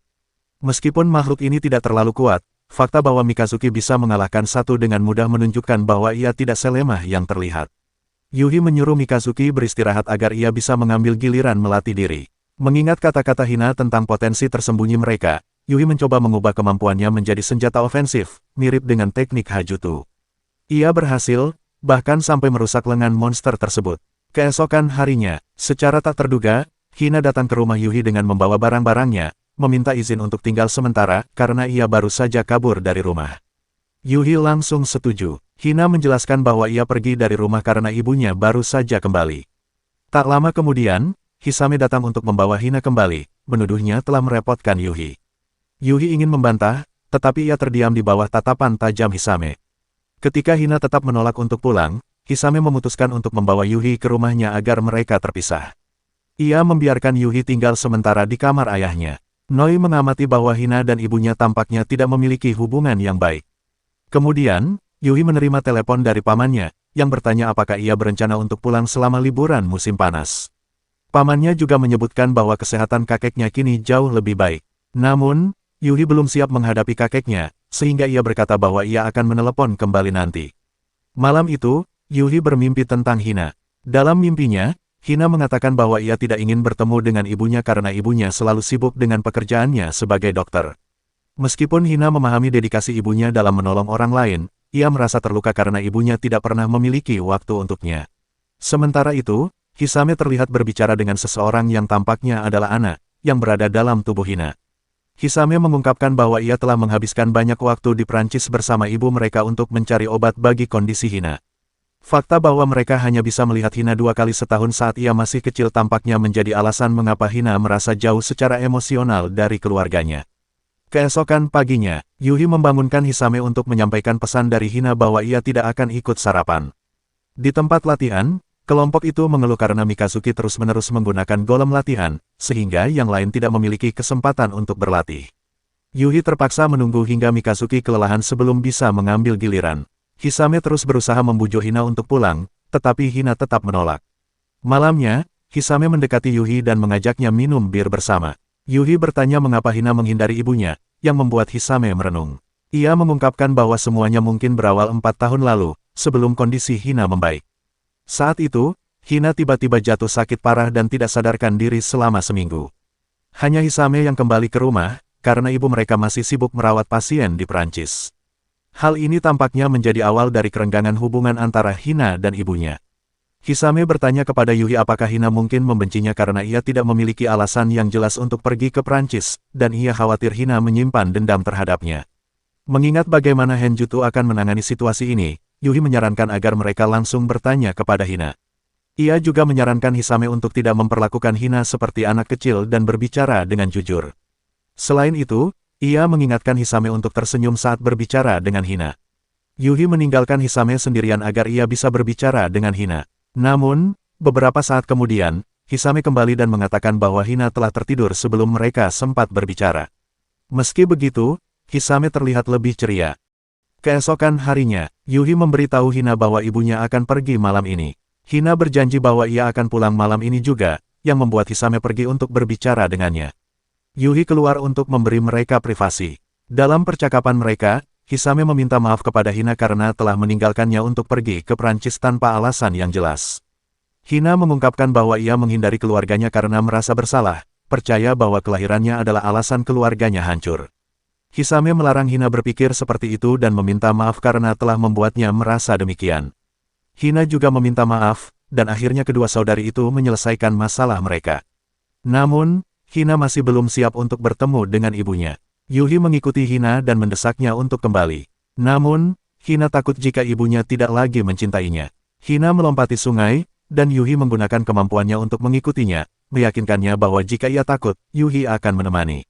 Ketika mereka kembali, ibu Hina langsung berlari dan memeluknya sambil menangis. Keluarga mereka pun akhirnya berdamai. Malam itu, Yuhi menelepon pamannya dan mengatakan bahwa ia akan mengunjungi kakeknya. Keesokan paginya, saat latihan, Yuhi melihat Hina membawa seseorang yang asing. Noi segera mengenalinya sebagai putri Anima. Namun, Ana tampak tidak terlalu peduli terhadap Noi. Hina sendiri tidak mengerti mengapa Ana tiba-tiba muncul di sampingnya pagi itu. Yuhi memberitahu kelompok tentang kehadiran Ana. Sebagian besar dari mereka bereaksi dengan biasa saja, tetapi ksatria binatang tampak menghela napas berat. Saat Yuhi pergi mencari makanan, ia melihat ada lorong di luar pintu. Noi segera mengidentifikasinya sebagai ulah Ana. Yuhi melangkah ke lorong itu dan tiba-tiba menemukan dirinya berada di dimensi lain.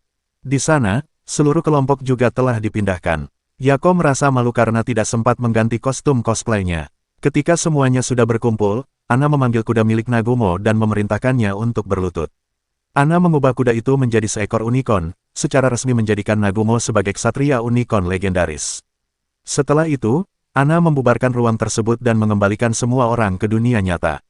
Yuhi menyadari bahwa 12 ksatria binatang dibagi menjadi 3 kelompok, dengan satu orang dari setiap kelompok secara acak dipilih untuk menjadi ksatria legendaris. Nagumo adalah yang pertama, tetapi identitas dua lainnya masih belum diketahui. Tiba-tiba, golem lumpur bermata 8 muncul. Hina menelepon dan berkata bahwa ia tidak bisa ikut bertarung karena Ana telah menguras kekuatannya. Namun, ia hanya memiliki satu permintaan, agar para ksatria tidak mati. Kelompok itu segera berkumpul di gunung dan bertemu dengan Animus serta monster bermata 8. Mikazuki cepat menarik 2 gadis keluar dari jangkauan serangan monster itu.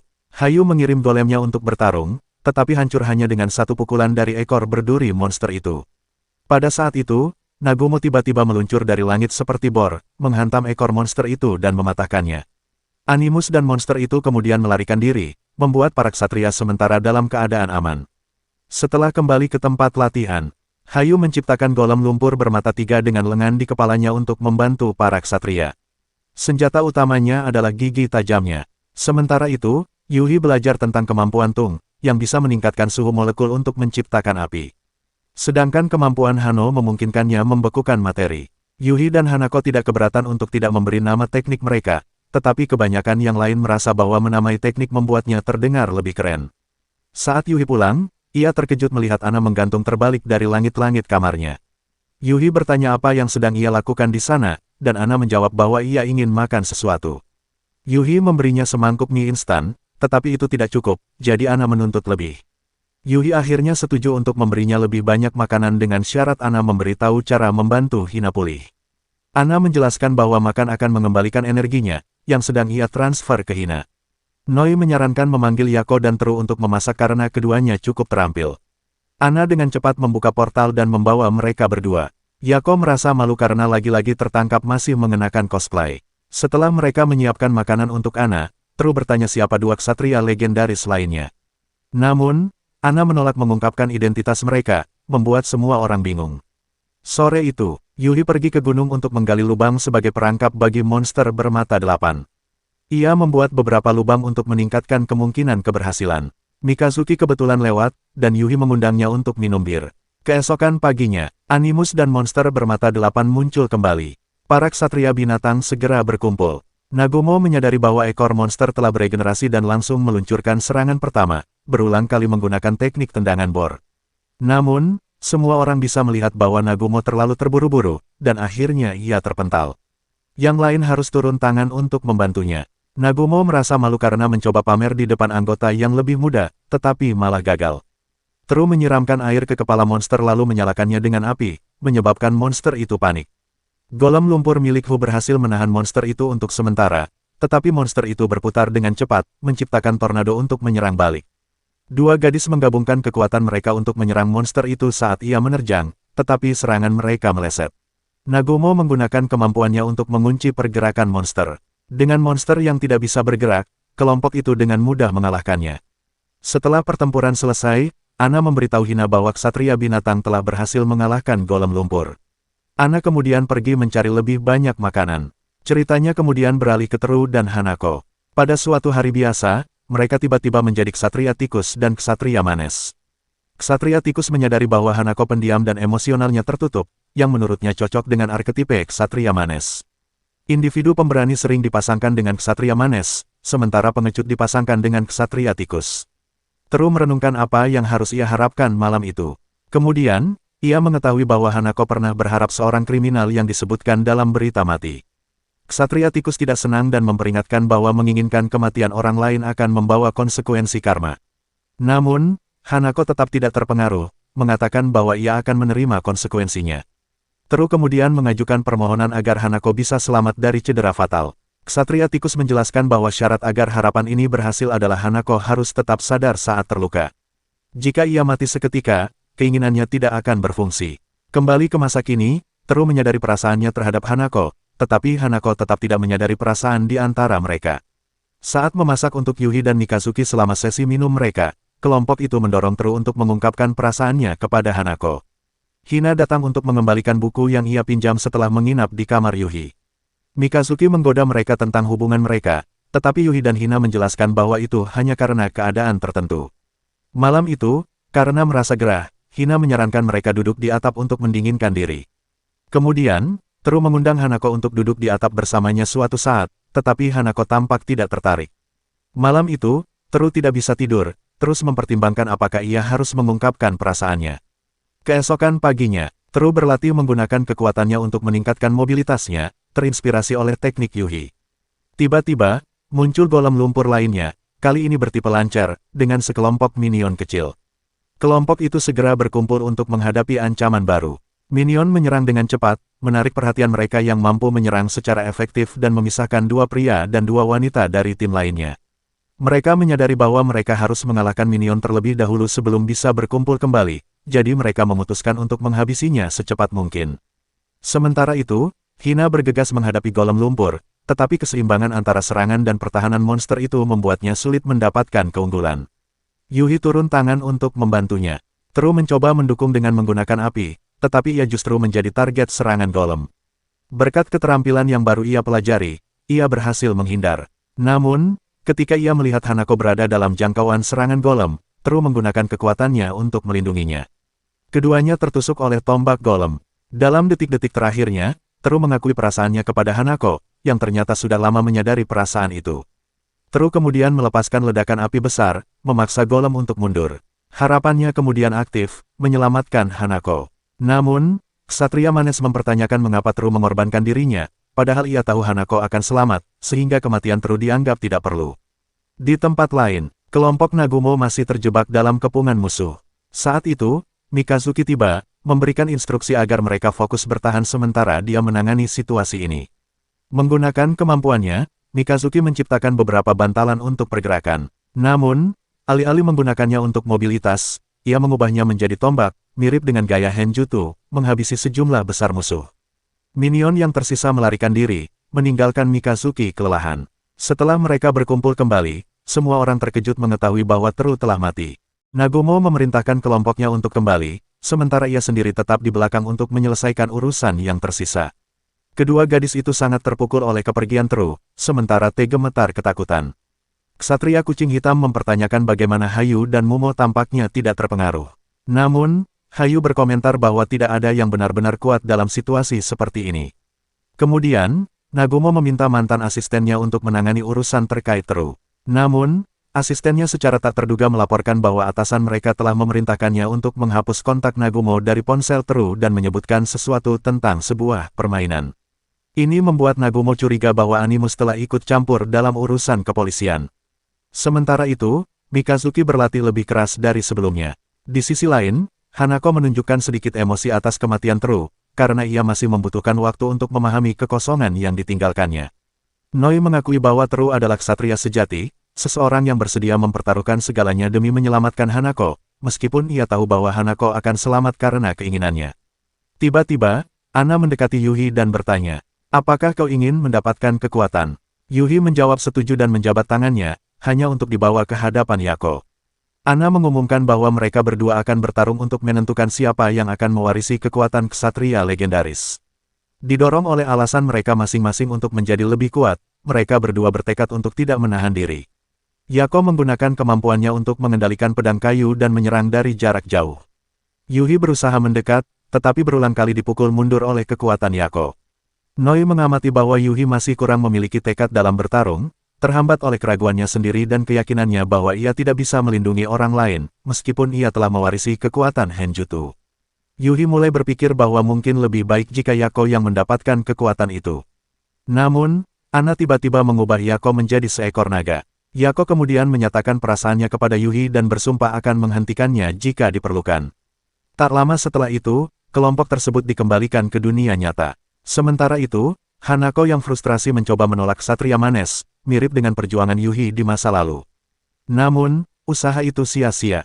Ksatria Manes tidak bisa menyalahkannya, karena ini adalah salah satu dari sedikit momen di mana Hanako benar-benar menunjukkan emosinya. Ia kemudian meninggalkan rumah tanpa membawa payung, meskipun hujan sebentar lagi akan turun. Yuhi pergi ke gunung untuk menutup lubang-lubang yang telah dia gali, menganggapnya tidak lagi berguna. Di sana, dia bertemu dengan Mikazuki, yang memutuskan untuk membantunya. Saat mereka turun, mereka tiba-tiba bertemu dengan Henjutsu. Mikazuki segera melayangkan tendangan cepat, dan Yuhi menggunakan kekuatannya untuk menyerang. Mereka menuduh Animus telah bertindak terlalu jauh. Namun, sosok tersebut ternyata adalah golem bermata 11. Yuhi terkejut, karena dia belum melihat golem bermata 9 dan 10 sebelumnya. Golem bermata 11 kemudian berbicara, mengungkapkan bahwa mereka sebenarnya sudah menghadapi golem bermata 10. Tiba-tiba, golem itu berubah menjadi hina, membuat Yuhi dan Mikazuki segera mundur untuk sementara waktu. Sementara itu, Hanako bertemu dengan manifestasi Teru. Mereka duduk bersama, mengenang masa lalu. Hanako teringat bagaimana saat kecil, Teru selalu ada di sisinya, tetapi ia sering menangis lebih dulu setiap kali sesuatu terjadi.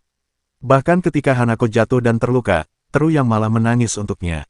Seiring waktu, air mata Teru seolah menyerap kesedihannya. Hanako selalu melihat dirinya sebagai sosok kakak yang harus menjaga Teru. Dia pernah membayangkan mereka akan kuliah bersama, tetapi ketika Teru memilih lulus dari SMA dan mengejar karir di bidang kuliner, Hanako mulai kehilangan arah. Dia sering tersenyum demi Teru, tetapi ketika melihat kebahagiaan Teru yang sebenarnya, dia malah merasa hampa. Untuk menemukan kembali emosinya, dia memutuskan untuk tetap dekat dengan Teru. Hanako menyadari bahwa Teru yang ada di hadapannya bukanlah nyata. Namun, ia tetap berterima kasih karena kehadiran Teru telah membantunya menyeimbangkan emosinya. Golem tersebut kemudian pergi, berjanji untuk menemuinya kembali di medan pertempuran. Tak lama setelah itu, golem bermata 9 muncul kembali. Para ksatria berkumpul, mengenakan pakaian hitam untuk menghormati kenangan Teru. Namun, Hina tidak bisa menghadiri pertemuan itu. Hanako, yang kini telah siap menghadapi masa depan, memotong rambutnya pendek. Dia memutuskan untuk meninggalkan citra dirinya sebagai seorang kutu buku dan bertransformasi menjadi seorang pejuang. Mikazuki mulai mencurigai bahwa minion-minion yang lebih lemah sebenarnya adalah bagian dari rencana golem bermata 10.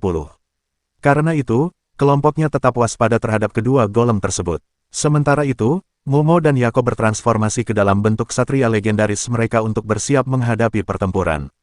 Hanako mendekati Animus, meminta agar dia dibiarkan melawan golem bermata 9 seorang diri. Animus berjanji akan mempertimbangkannya. Ketika pertarungan dimulai, Yako dan Nagumo menahan senjata golem, sementara Mikazuki melancarkan serangan dengan tombak-tombak yang ia ciptakan. Hayu memposisikan golem lainnya untuk memblokir tombak monster itu, hingga akhirnya senjata golem berhasil dihancurkan. Kelompok mereka melakukan serangan besar-besaran, memaksa makhluk itu untuk melarikan diri. Namun, Hanako sudah menunggu di ujung jalurnya. Ia melepaskan rentetan paku es, menyalurkan semua emosinya dalam serangan terakhirnya. Noi mengamati bahwa meskipun Henjutsu dan Ksatria Pedang Ikan sangat dihormati, Teru memiliki tempat yang unik di hati semua orang. Terinspirasi oleh warisan Teru, Hanako memutuskan untuk mendaftar ke sekolah kuliner sebagai bentuk penghormatan kepadanya. Beberapa waktu kemudian, suatu hari di sekolah, Mikazuki mengejutkan Yuhi dengan tawaran pekerjaan paruh waktu yang bergaji tinggi dan mudah. Tertarik, Yuhi menyetujui tawaran tersebut dan diperkenalkan ke sebuah kantor tempat ia akan bekerja sebagai pengawal. Atasannya langsung menerimanya setelah mengetahui bahwa Yuhi adalah murid dari Henjutsu.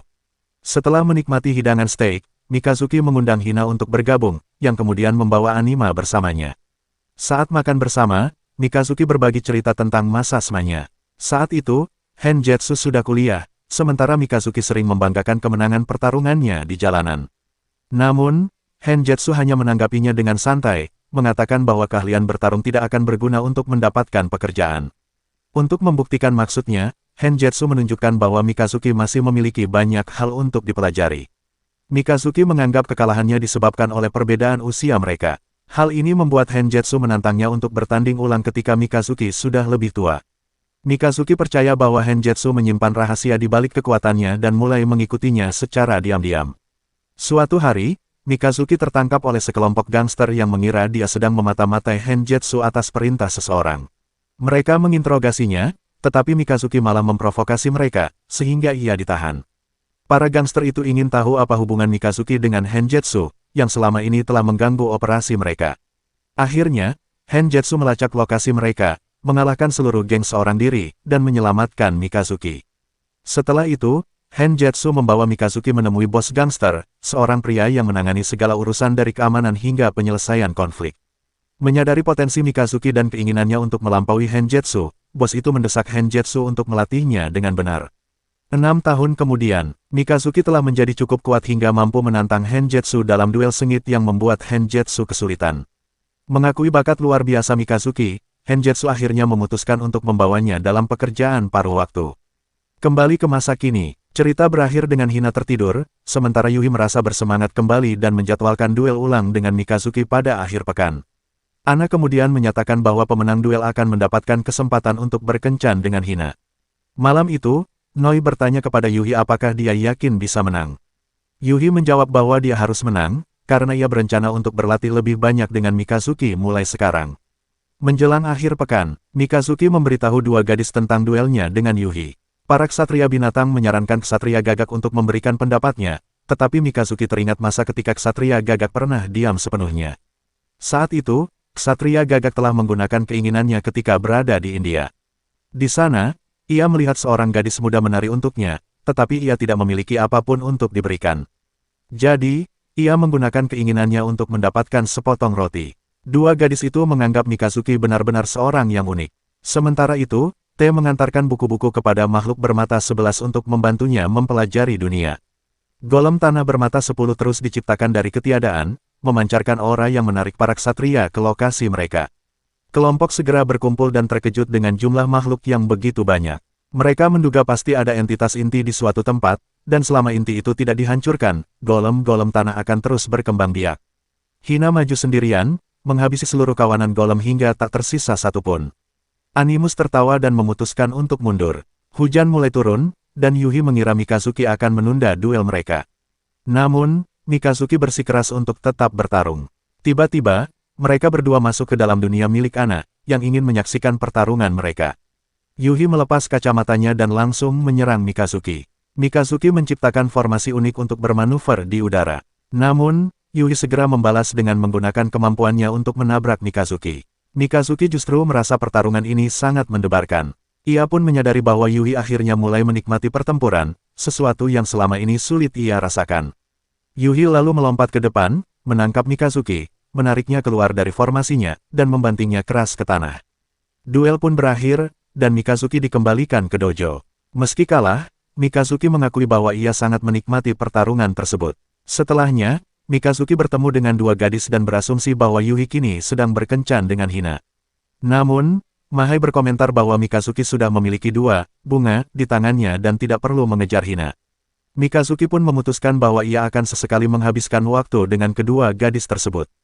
Keesokan harinya, para ksatria berkumpul, dan Hayu mengungkapkan bahwa ia telah menemukan sebagian aturan dari permainan ini. Setiap monster tampaknya memiliki nama unik dan muncul di bulan tertentu. Ia berteori bahwa hanya ada total 12 monster, dan sejauh ini, baru monster ke-9 yang dikonfirmasi telah dikalahkan, menyisakan 3 monster lagi. Fokus cerita beralih ke dua gadis, Mahai dan Subaru. Suatu malam, ketika Yuhi sedang makan ramen, ia tak sengaja bertemu dengan Mahai dan Te, yang masih muda, bertanya tentang keinginan apa yang telah mereka buat. Namun, Mahai merahasiakannya, sedangkan Yuhi dengan terbuka membagikan keinginannya. Te sedang mencari inspirasi untuk keinginannya sendiri karena ia belum pernah menggunakannya. Kemudian, Subaru membersihkan kamar Mahai seperti biasa. Malam itu, Mahai berlatih keras, meyakini bahwa ia tidak cocok untuk tugas intelektual seperti Subaru, Yuhi, atau Hayu. Sebagai gantinya, ia berusaha meningkatkan kekuatannya agar dapat melindungi Subaru. Ketika ia sudah cukup kuat, ia berharap dapat merebut Subaru dari Mikazuki. Namun, keduanya tidak pernah mendiskusikan keinginan mereka, karena saling menghormati privasi masing-masing. Mahai teringat kejadian setengah tahun lalu, saat ia pertama kali bertemu dengan ksatria kura-kura dan membawanya untuk diperkenalkan kepada Subaru. Namun, Subaru ternyata sudah lebih dulu bertemu dengan ksatria ayam. Bersama-sama, mereka memperkenalkan ksatria mereka kepada sang master, yang kemudian memberi saran agar mereka mendengarkan apa yang ingin disampaikan oleh ksatria mereka. Yang mengejutkan, master itu bisa memprediksi bahwa ia akan menjadi ksatria ikan pedang. Malam itu, keduanya membuat keinginan untuk memastikan kebahagiaan satu sama lain. Sementara itu, P sekali lagi mengantarkan buku untuk makhluk elei. Namun, boneka tanah kembali muncul dan langsung menyerang, memaksa Te untuk melarikan diri. Para ksatria pun harus berkumpul kembali untuk menyingkirkan boneka tanah tersebut. Meskipun tugas ini tidak terlalu sulit, mereka tidak yakin apakah ada yang berhasil melarikan diri. Namun, Hina menyadari bahwa makhluk-makhluk ini terasa lebih tangguh dari sebelumnya. Keesokan harinya, saat Yuhi sedang berjalan-jalan, Noi bertanya apa yang akan ia lakukan mengenai pengakuan perasaan dari Yako. Namun, Yuhi berpura-pura tidak mengerti dan mengklaim bahwa ia tidak ingin membicarakannya. Tak lama setelah itu, ia kembali bertemu dengan Yako. Meskipun ada sedikit rasa canggung, Yako memutuskan untuk bertindak seolah pengakuan itu tidak pernah terjadi.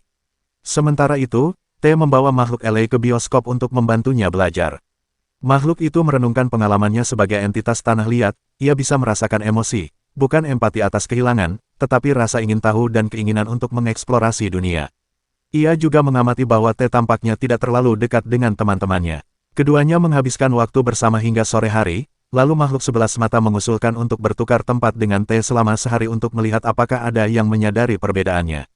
Kemudian, Te naik ke gunung dan bertemu dengan Animus, yang memberinya kantong tidur untuk dipakai bermalam. Te pun teringat saat pertama kali bertemu dengan ksatria burung hantu. Saat itu, ia pernah berharap agar segala sesuatu dihancurkan, yang menarik perhatian Animus. Animus mengungkapkan bahwa ksatria burung hantu sebelumnya juga pernah melayaninya dan menawarkan aliansi kepada Te.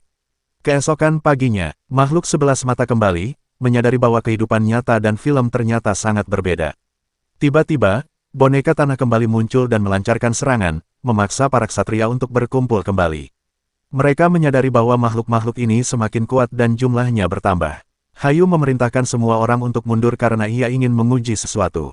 Ia mengirim klon tanahnya untuk bertarung, tetapi klon itu dengan cepat dikalahkan oleh para makhluk yang telah berkembang pesat. Terpaksa, Hayu mengaktifkan mekanisme penghancuran diri pada klonnya untuk mengeliminasi makhluk-makhluk itu. Beberapa hari kemudian, saat Mikazuki sedang jogging di gunung, ia menemukan Te yang jatuh ke dalam salah satu jebakan lama milik Yuhi. Ketika Mikazuki bertanya apa yang sedang dilakukan Te, khawatir ketahuan, mengklaim bahwa ia sedang berlatih.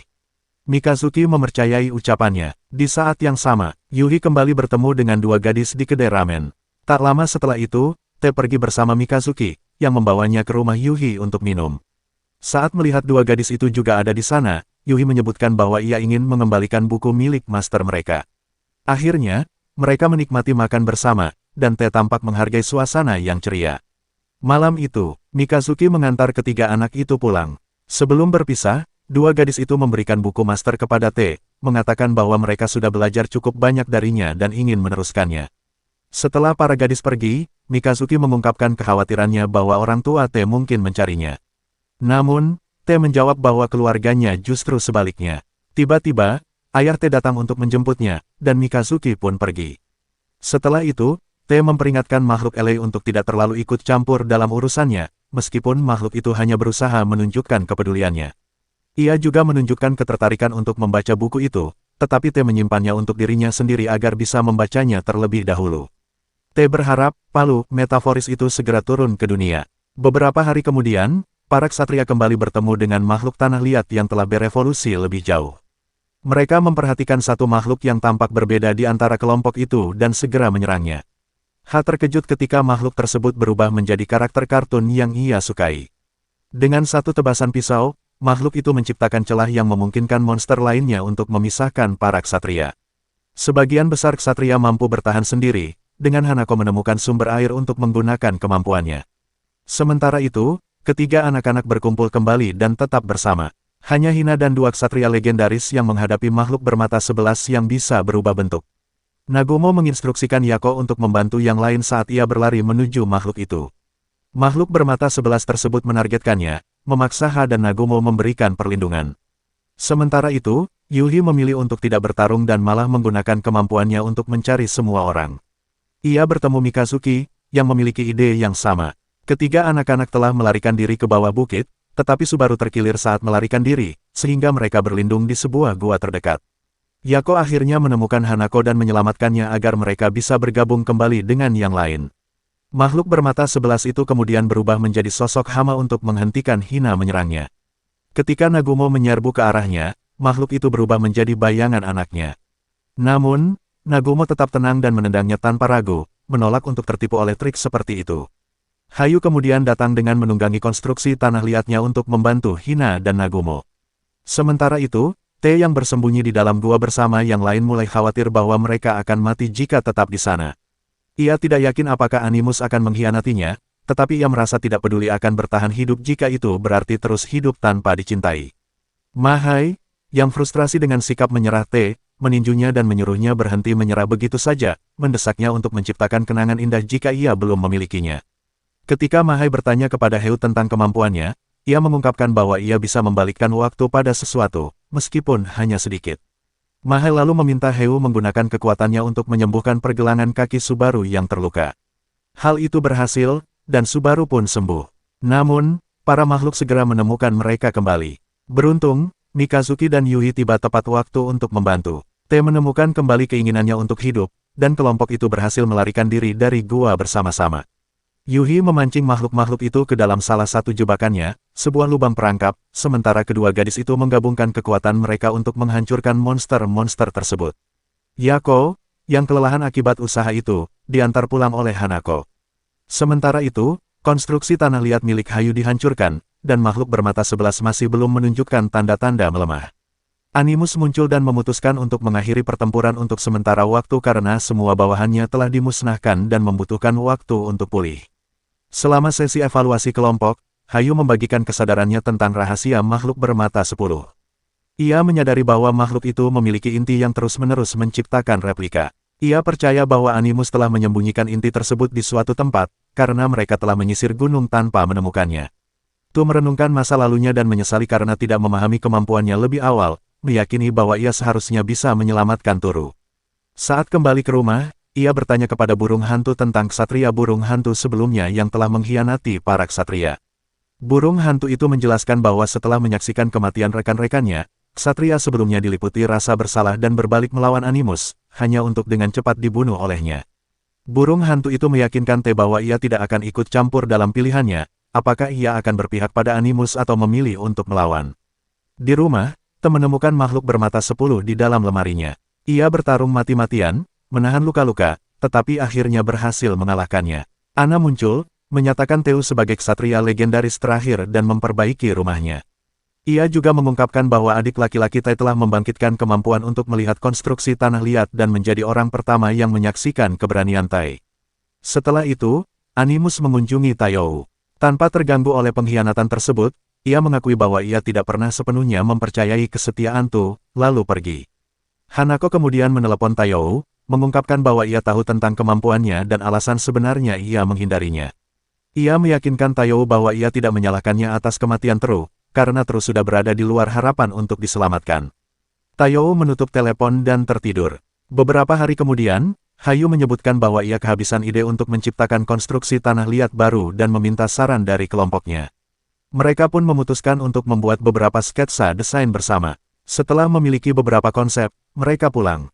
Di perjalanan, Hayu bertemu Animus dan kelompoknya. Makhluk bermata 11 menuntut Hayu untuk menciptakan konstruksi tanah liat yang kuat agar bisa bertarung sepuasnya, mengejek betapa mudahnya para ksatria bisa dibunuh dengan satu serangan. Animus sekali lagi mencoba merekrut Hayu, tetapi ia menolak, membuat Animus mengejeknya dengan mengatakan bahwa Hayu tidak akan pernah bisa menciptakan konstruksi sempurna seperti miliknya.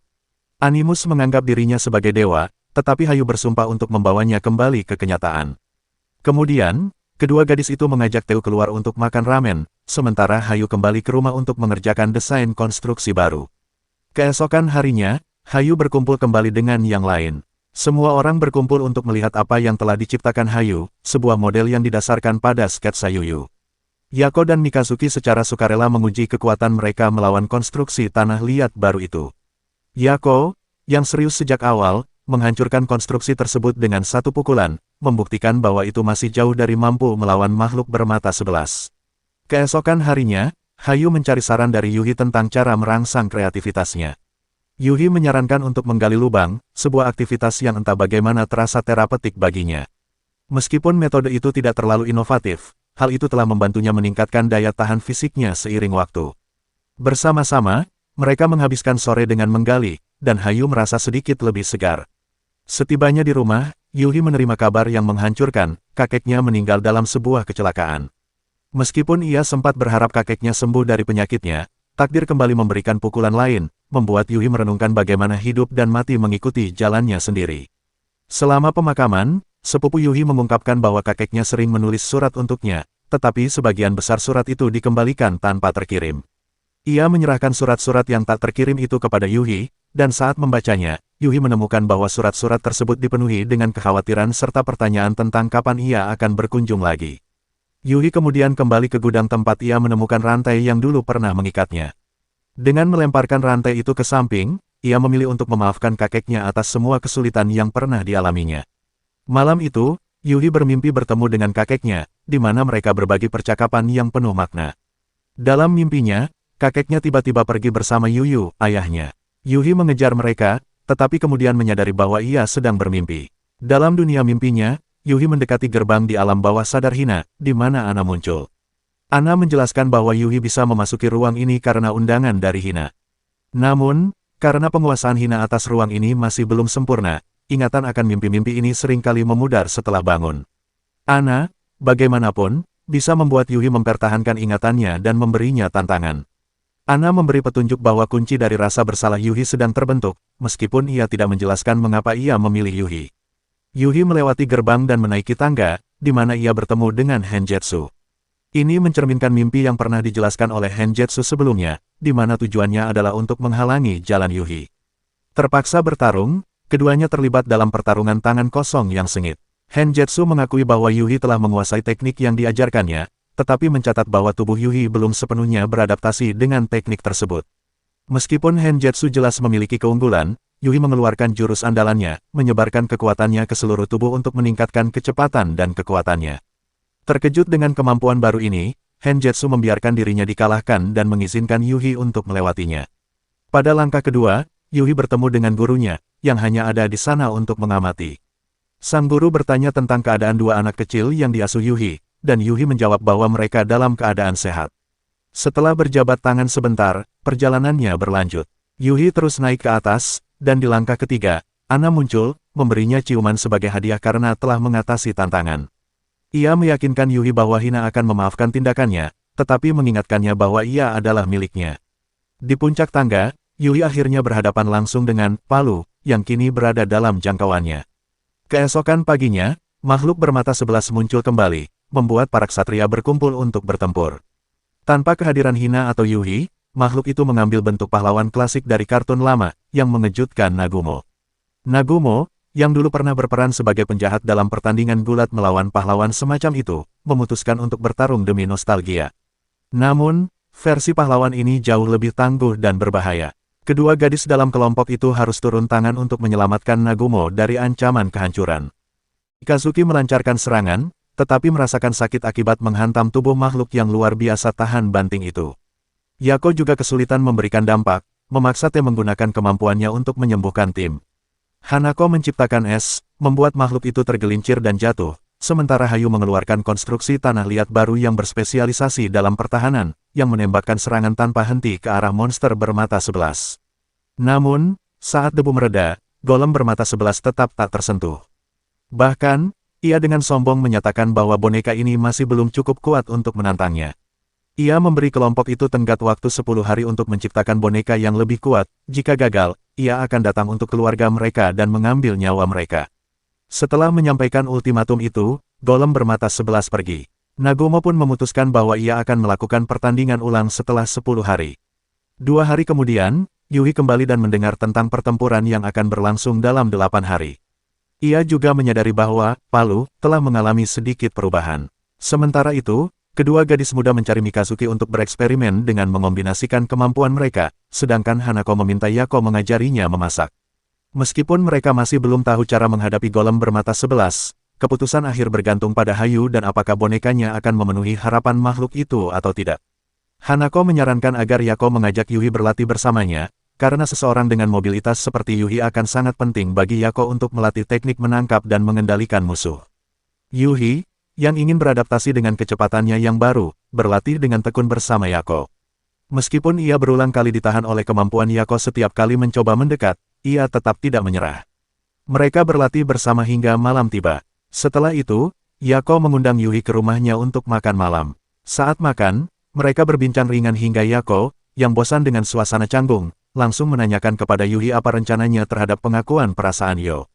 Yuhi mengakui bahwa dia telah mendengar pengakuan Yo, tetapi tidak menangkap bagian selanjutnya. Yako kemudian secara terbuka mengungkapkan bahwa dia tahu Yuhi dan Hina berencana menghancurkan dunia.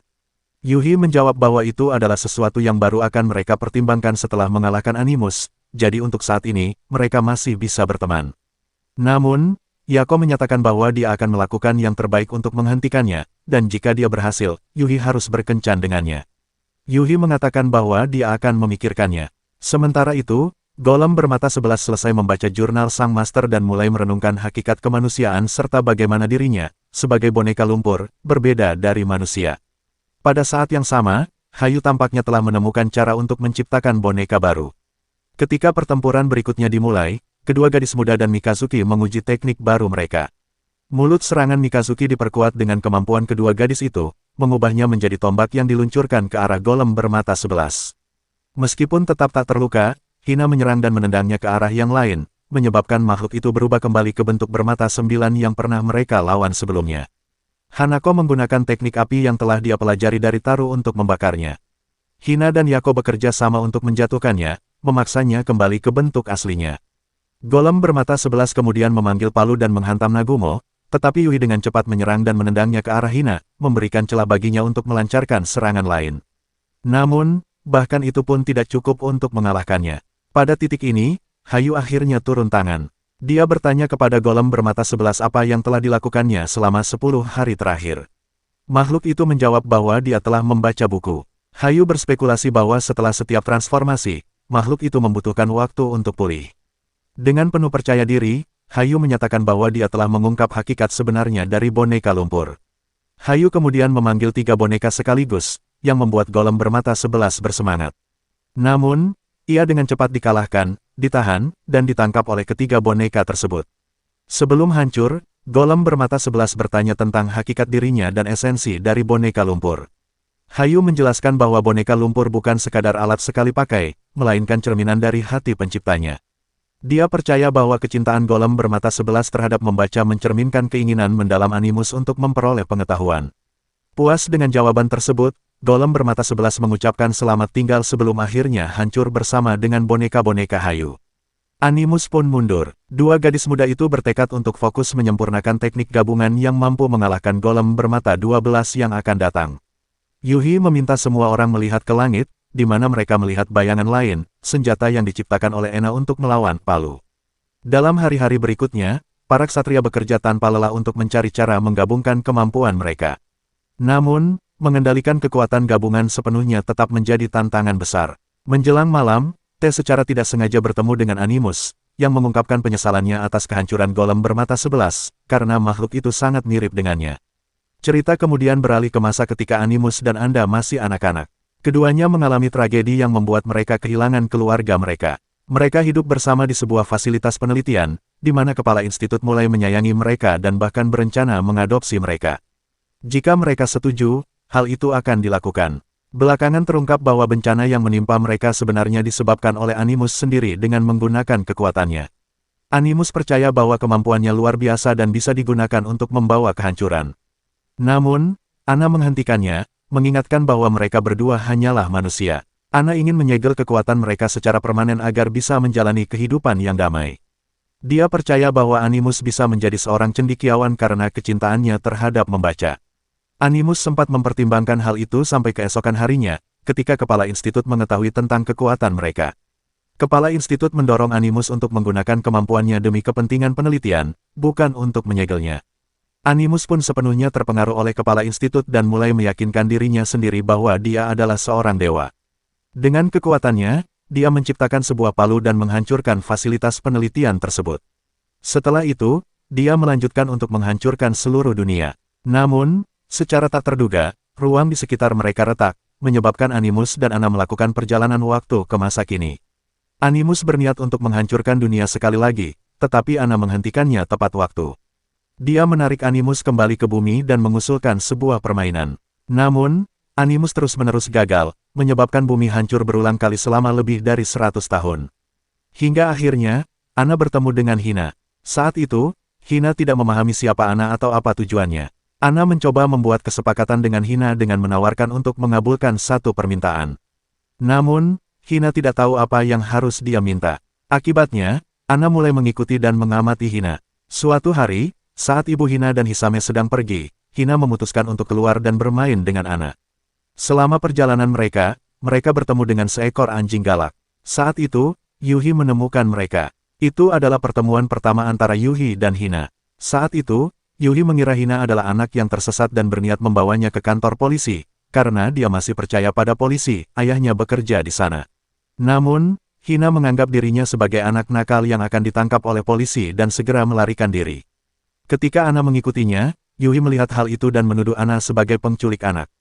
Dia melemparkan balon air ke arahnya dan menarik Hina menjauh. Yuhi menjelaskan kepada Hina bahwa polisi tidaklah jahat dan berbagi mimpinya untuk menjadi seorang polisi seperti ayahnya. Ana akhirnya menyusul mereka dan mengungkapkan dirinya sebagai wali Hina. Dia kemudian membuat Hina melayang ke udara dan berteleportasi pergi, meninggalkan Yuhi yang kebingungan, mengira semua itu hanyalah mimpi. Belakangan, Hina mendengar tentang rencana 7 tahun Ana dan memutuskan untuk membuat permintaan agar bisa bertemu dengan Yuhi lagi. Suatu hari nanti, hal itu akhirnya menariknya ke dalam cobaan ini bersama yang lainnya. Kembali ke masa kini, kelompok para ksatria telah berlatih keras selama 2 minggu untuk menggabungkan kemampuan mereka, tetapi masih belum ada tanda-tanda kemunculan golem ke-12. Animus muncul dan memberitahu mereka bahwa mereka bebas melakukan apapun yang mereka inginkan selama sebulan. Namun, ketika bulan itu berakhir, golem ke-12 dan palunya akan sepenuhnya menghancurkan dunia bersama dengan senjata Ana. Waktu berlalu dengan cepat, dan hari yang ditakdirkan akhirnya tiba. Malam itu, Animus menyerang mimpi semua orang dan memanggil mereka ke suatu lokasi tertentu untuk dipindahkan ke medan perang terakhir. Masing-masing ksatria mempersiapkan diri dan menyelesaikan urusan pribadi mereka sebelum berkumpul. Tak lama setelah itu, mereka semua berkumpul di tempat pertemuan biasa. Semua sudah siap. Secara tak terduga, Animus muncul untuk menyapa mereka sebentar sebelum mentransportasi semua ksatria pergi, meninggalkan hanya Ana dan Hina. Animus memindahkan para ksatria ke sebuah lokasi pedesaan terpencil, tetapi kemudian menyadari bahwa dia secara tidak sengaja meninggalkan satu orang. Dia segera pergi, memberi para ksatria sedikit waktu sendiri. Yuhi bertanya-tanya apa yang akan terjadi pada kelompok mereka setelah pertempuran berakhir. Noi menjawab bahwa, terlepas dari apakah mereka menang atau kalah, para ksatria tetap harus berpisah setelah pertempuran usai. Kemudian, golem ke-12 muncul dari balik gunung, ukurannya jauh lebih besar dari sebelumnya. Namun, ukurannya yang masif juga membuatnya lebih mudah untuk dijadikan target. Kelompok itu melepaskan teknik gabungan yang telah mereka latih selama lebih dari sebulan. Sinar cahaya destruktif ditembakkan, memutuskan salah satu lengan golem. Mereka perlu mempersiapkan serangan lain, tetapi kemungkinan besar golem tidak akan memberi mereka kesempatan. Tiba-tiba, Hina turun dari langit dan menghantam golem dengan pukulan kuat, membuatnya roboh. Hayu memisahkan diri dari kelompok untuk membantu Hina, memberi waktu bagi yang lain untuk mengisi serangan berikutnya. Dia memanggil sebuah golem baru dalam bentuk satria kucing hitam. Pada saat itu, Nagumo menyadari bahwa masa depan sedang dibentuk oleh dua anak, dan dia merenungkan betapa sombongnya dirinya yang dulu mengira bahwa bertarung hanyalah tanggung jawab orang dewasa. Bersama-sama, mereka berhasil melepaskan sinar cahaya kedua, langsung menghancurkan setengah atas tubuh golem. Kelompok itu melihat sebuah desa di area tempat golem jatuh, tetapi Enma menjelaskan bahwa itu hanyalah sebuah pulau buatan yang diciptakan oleh Animus tanpa penghuni nyata. Animus kemudian memutuskan untuk mengaktifkan palunya, mendorong Ana untuk mengirim Yuhi ke dalam senjata yang ditempatkan di luar angkasa. Dia menjelaskan bahwa Yuhi memiliki hubungan dengan dirinya dan Hina, dan karena keduanya tidak memiliki cukup kekuatan untuk mengoperasikan senjata itu, Yuhi harus mengambil tanggung jawab tersebut. Yuhi perlu menjelajahi bagian terdalam senjata itu dan menyatukan fragmen jiwanya untuk dapat mengendalikannya. Kepercayaan, kata Ana, akan membimbing jalannya. Saat Yuhi mempercayai proses tersebut, jalur mulai terbentuk di depannya, membawanya maju. Dia segera mencapai fragmen jiwa pertama, yang melambangkan saat dia kehilangan kepercayaannya pada umat manusia. Saat dia menggenggamnya, fragmen itu berubah menjadi rantai yang telah lama membelenggunya. Membawa rantai itu, Yuhi melangkah menuju fragmen kedua, yang langsung berubah menjadi tombak. Fragmen ini melambangkan saat dia mendapatkan kekuatan Henjutsu. Fragmen ketiga, yang mewakili sebuah momen di masa depan, berubah menjadi jubah yang membawanya ke saklar aktivasi senjata. Dia dengan cepat mengaktifkan senjata tersebut, yang berhasil memblokir serangan palu. Namun, perisai itu segera hancur, dan senjata kolosal tersebut ikut musnah. Pada saat itu, Hina maju untuk bertindak. Dia naik ke langit dan menggunakan fragmen dari senjata Ana untuk menciptakan sebuah golem dalam citranya sendiri. Golem itu melancarkan pukulan kuat, menghancurkan palu dan menyerap fragmennya untuk tumbuh lebih besar. Animus terkejut, karena ini adalah pertama kalinya palunya dihancurkan. Namun, dia tidak gentar dan tetap berniat untuk menghancurkan bumi. Dia kemudian memindahkan para ksatria ke langit, membuat mereka jatuh bebas. Kelompok itu meniru teknik Yuhi, menghasilkan energi di bawah kaki mereka untuk memperlambat jatuhnya. Mikazuki tiba-tiba melompat ke depan dan menendang kepala Animus. Animus dengan cepat pulih dan menciptakan bola-bola energi untuk menyerang para ksatria. Ana menyadari bahwa Animus telah membangun penghalang di sekitar pulau, menandakan bahwa dia berhati-hati terhadap kekuatan Hina. Dia pun memberi instruksi kepada Hina untuk sesekali menginjak penghalang itu. Suara dentuman mengganggu konsentrasi Animus, dan Ana tahu bahwa rasa takut dapat melemahkan kekuatannya. Saat Hina mengganggu Animus, Nagumo menyelam dari atas untuk menyerangnya. Animus dengan cepat bertukar tempat dengan Hanako, memaksa Yako untuk menarik Hanako ke tempat aman. Dua gadis itu kemudian menangkap Animus dan menyerangnya, memaksanya mengungkapkan kemampuan lain generasi. Mikazuki segera bergerak maju untuk melindungi para gadis dari serangan balasan Animus. Hina terus menginjak penghalang, semakin mengganggu Animus. Kucing Hayu bahkan ikut serta dalam kekacauan dengan menginjaknya. Namun, Animus berhasil melarikan diri dan mengalihkan serangannya ke Mikazuki. Dua gadis itu menciptakan perisai untuk melindungi Mikazuki, tetapi Animus juga menargetkan mereka, memaksa Hayu untuk bergabung dalam pertahanan. Kedua gadis itu kemudian melancarkan serangan ke arah Animus untuk mencegahnya melanjutkan serangannya. Animus memutuskan untuk merebut kembali kekuatan Tao, tetapi Tao menggunakan keinginannya untuk menghentikan Animus mendapatkan kembali kekuatannya dan sekaligus menyembuhkan kelompok tersebut. Menyadari bahwa Tao telah berbalik melawannya, Animus tidak menunjukkan belas kasihan. Dia menggunakan palunya untuk menghancurkan golem kucing milik Hayu. Tiba-tiba, Animus berubah menjadi bayangan gelap yang memancarkan aura mengerikan yang sangat intens.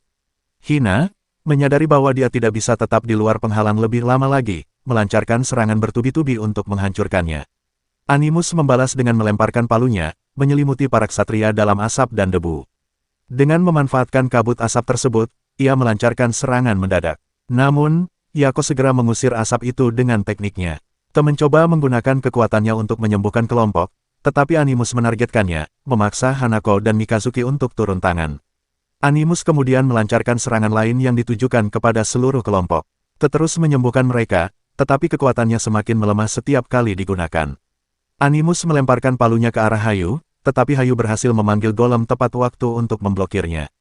Namun, Animus menyadari bahwa Hayu telah mencapai batas jumlah golem yang bisa dia ciptakan, dan bahwa Tao, yang masih seorang anak, tidak akan mampu menopang kelompok tersebut lebih lama lagi.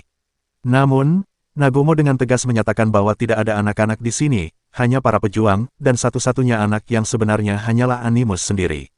Saat itu juga, Hina berhasil menghancurkan penghalang dan masuk. Menyadari bahaya yang semakin besar, Animus memutuskan untuk menghabisi para ksatria dalam satu serangan. Hanako membekukan salah satu lengannya, Ksatria Unicorn, untuk pertama kalinya, mengizinkan Nagumo menungganginya, memungkinkan dia mendekat dan menendang Animus menjauh. Animus tertegun oleh kekalahannya, tidak bisa memahami bagaimana dia bisa kalah. Saat dia mencari alasan, dia menyadari bahwa semuanya terjadi karena Hina. Namun, sebelum dia bisa bertindak lebih jauh, Ana, yang membawa senjata Yuhi, menyerang Animus dan menikamnya. Di saat-saat terakhirnya, Animus menerima kenyataan bahwa dia hanyalah manusia dan bukan sosok ilahi. Ana mengungkapkan harapannya bahwa jika Animus masih ingin memahami lebih banyak tentang alam semesta, dia mungkin akan bereinkarnasi di kehidupan lain untuk melanjutkan pencariannya. Saat Animus menghembuskan napas terakhirnya, Ana menangis, menyesali bahwa dia tidak bisa menghentikannya lebih awal. Dia menjelaskan bahwa pulau itu tidak akan lenyap karena sekarang Hina yang menopangnya.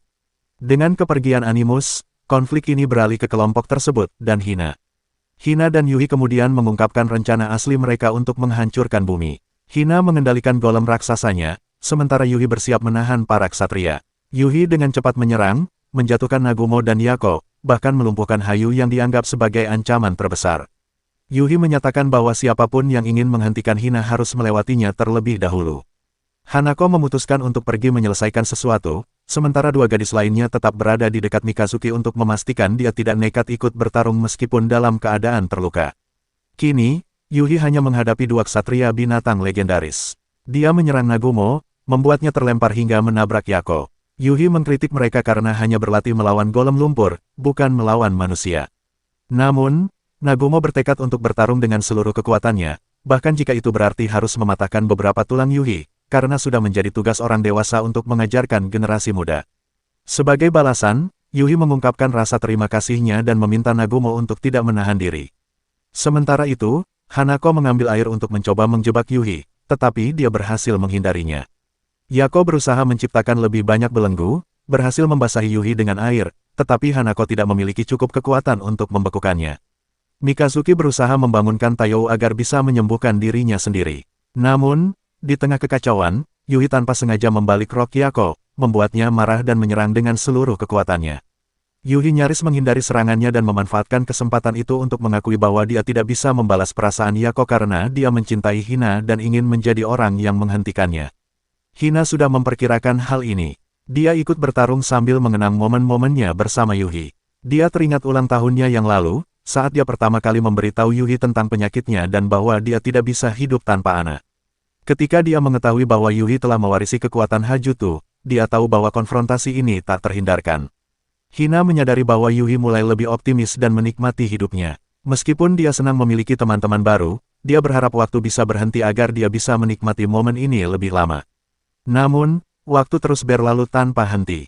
Yako pernah mengatakan bahwa dia mengenal seseorang yang sangat menderita setelah kehilangan orang yang dicintainya, tetapi akhirnya menemukan kebahagiaan lagi, membuktikan bahwa mereka yang pantas bahagia pada akhirnya akan mendapatkannya.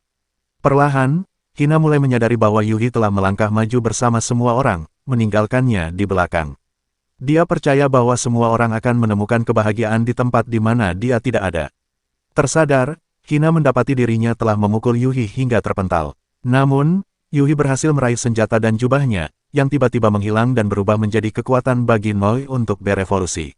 Noi menjadi seorang ksatria legendaris, dan Yuhi percaya bahwa dia kini memiliki kekuatan yang cukup untuk berdiri setara dengan Hina. Pada saat itu, Ana mengungkapkan kepada kelompok bahwa Hina mengidap penyakit yang tak dapat disembuhkan, penyakit yang membuatnya tidak bisa bermimpi tentang masa depan dan hanya bisa menghargai saat ini. Ketika Ana membawanya keluar angkasa, Hina terpesona oleh bumi dan berpikir bahwa jika dia menghancurkannya, maka bumi akan menjadi miliknya. Namun, seiring waktu, dia menyadari bahwa bumi telah mengajarkannya bagaimana cara mencintai. Dengan pemahaman ini, sudut pandangnya terhadap penyakitnya berubah. Dia menyimpulkan bahwa, terlepas dari apakah dunia dihancurkan atau tidak, dia tidak bisa lagi terus bersama semua orang. Karena alasan itu, dia ingin Yuhi menjadi orang yang menghentikannya. Para ksatria ingin membantu Hina, tetapi Ana mengatakan bahwa semua tergantung pada mereka sendiri. Dengan tekad bulat, kelompok tersebut memutuskan untuk mendukung Yuhi dengan cara apapun yang mereka bisa. Hina mulai naik ke langit untuk menghancurkan bumi. Yuhi melompat mengejarnya, tetapi tidak bisa mencapainya. Pada saat kritis itu, semua orang bersatu untuk membantunya, berbagi beban bersama Yuhi. Taiyou, yang telah bangun, menyembuhkan Mikazuki, memberinya kekuatan untuk membantu Yuhi akhirnya mencapai Hina. Yuhi menyatakan bahwa jika waktu Hina harus berhenti, dia akan tetap berada di sisinya sampai akhir, bahkan meninggalkan dunia ini bersamanya jika perlu. Namun, Hina tidak ingin Yuhi mengorbankan dirinya untuknya karena dia mencintai Yuhi lebih dari dia mencintai bumi. Yuhi membawa Hina kembali ke bawah, dan saat Hina bersiap untuk meminta maaf, kelompok mereka berbicara lebih dulu, menyambutnya kembali. Hina menangis, mengucapkan terima kasih dan meminta maaf kepada semua orang. Ana kemudian memindahkan mereka kembali saat pulau itu mulai runtuh dan senjata Hina mulai hancur. Pertarungan mereka akhirnya berakhir. Ana membungkuk dalam-dalam, meminta maaf atas masalah yang disebabkan oleh konfliknya sendiri dan atas semua kehilangan yang telah mereka alami. Kekuatan Hina menghilang, dan Ana memanggil kembali para ksatria yang telah gugur satu persatu untuk mengucapkan selamat tinggal kepada para ksatria yang masih hidup. Ketika tiba giliran Yuhi dan Mikazuki, mereka meminta satu permintaan terakhir kepada Ana. Memahami keinginan mereka, Ana memberi mereka kesempatan untuk menggunakan kekuatan mereka sekali lagi dalam pertarungan terakhir yang spektakuler. Ana berharap Hina bisa melihat masa depan yang lebih cerah sebelum dia pergi bersama para ksatria binatang ke siklus reinkarnasi. Sementara itu, Yuhi dan Mikazuki bertarung dengan sengit, bertarung tanpa henti hingga malam tiba, sementara beberapa orang yang menonton malah tertidur. Sebuah hujan meteor muncul, fragmen dari senjata Hina jatuh ke bumi. Setelah bertarung lebih lama, kekuatan mereka tiba-tiba menghilang. Noi mulai menangis, memuji Yuhi sebagai seorang pejuang yang kuat dan mengagumkan serta mengungkapkan betapa terhormatnya dia bisa bertarung bersama Yuhi selama ini.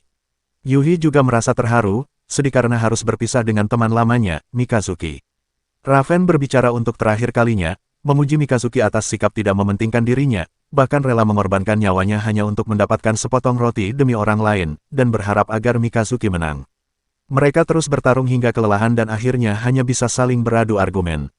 Akhirnya, mereka memutuskan untuk mengakhiri pertandingan dengan satu pukulan terakhir. Namun, Mikazuki curang, dia malah menggunakan tendangan yang membuat Yuhi jatuh pingsan. Meskipun licik, Mikazuki bangga dengan kemenangannya. Para ksatria akhirnya bisa pergi, dan semua orang kembali ke kehidupan mereka masing-masing. Hina bertekad untuk melawan penyakitnya dan bertahan hidup. Ketika Yuhi kembali ke kamarnya, dia tak bisa menahan rasa rindu pada Noi. 10 tahun kemudian, Yuhi tiba-tiba dipanggil kembali oleh Ana dari 10 tahun yang lalu untuk menggunakan senjatanya sekali lagi dalam persiapan untuk mengumpulkan pecahan jiwanya dalam pertempuran terakhir. Yuhi juga mulai bertanya-tanya tentang asal-usul 12 ksatria binatang legendaris. Pada dasarnya, mereka adalah gambaran yang dilihat Ana dan Animus di bulan. Ana menjelaskan bahwa dia dan Animus sebenarnya berasal dari abad ke-32 dan merupakan keturunan dari Henjutsu dan Hisame. Karena Henjutsu telah meninggal, baik Ana maupun Animus tidak akan pernah terlahir kembali. Yuhi merasa bahagia mengetahui bahwa ada masa depan di mana Henjutsu dan Hisame bisa hidup bahagia. Ana kemudian bertanya bagaimana keadaan Yuhi di masa sekarang. 10 tahun kemudian, Yuhi telah menjadi seorang inspektur. Mantan asistennya, yang dulu bekerja dengan Nagumo, terus-menerus membebankan pekerjaannya kepadanya, sehingga Yuhi harus pergi menemui Nagumo untuk meminta bantuan. Subaru, yang sekarang bekerja sebagai asisten Nagumo, bersama dengan Mikazuki, yang masih menjalankan pekerjaannya menangkap penjahat dan menghukum mereka sebelum polisi tiba untuk menangani kasus tersebut. Sepertinya Subaru dan Mikazuki sedang berkencan. Tu dan Hanako telah membuka toko mie, sementara Hayu dan Yako telah menikah selama 1 tahun. Hayu kini menjadi dosen universitas dan juga guru bagi Taiyou, sementara Yako memilih menjadi ibu rumah tangga. Mahai telah menjadi seorang guru, dan dia serta Tu juga berpacaran. Adapun Hina, setelah 8 tahun berjuang melawan penyakitnya, dia akhirnya sembuh total 2 tahun lalu setelah menjalani operasi yang dilakukan oleh ibunya sendiri. Dia menghabiskan 2 tahun terakhir di Prancis untuk perawatan, dan hari ini dia akhirnya kembali. Ana sangat gembira melihat semua orang bahagia dan berjanji akan membantu menghubungkan garis waktu saat ini dengan Yuhi agar semuanya berjalan lancar. Yuhi pergi menjemput Hina dan adiknya. Kini, dengan penuh percaya diri atas kesehatannya, Hina menyatakan bahwa dia akan bertanding di Olimpiade dan memenangkan sebanyak mungkin medali emas. Yuhi kemudian membawa Hina untuk bertemu semua orang dan merayakan kepulangannya. Nagumo akan menanggung biaya perayaan itu karena dia telah memenangkan lotre yang diharapkannya sejak 10 tahun lalu.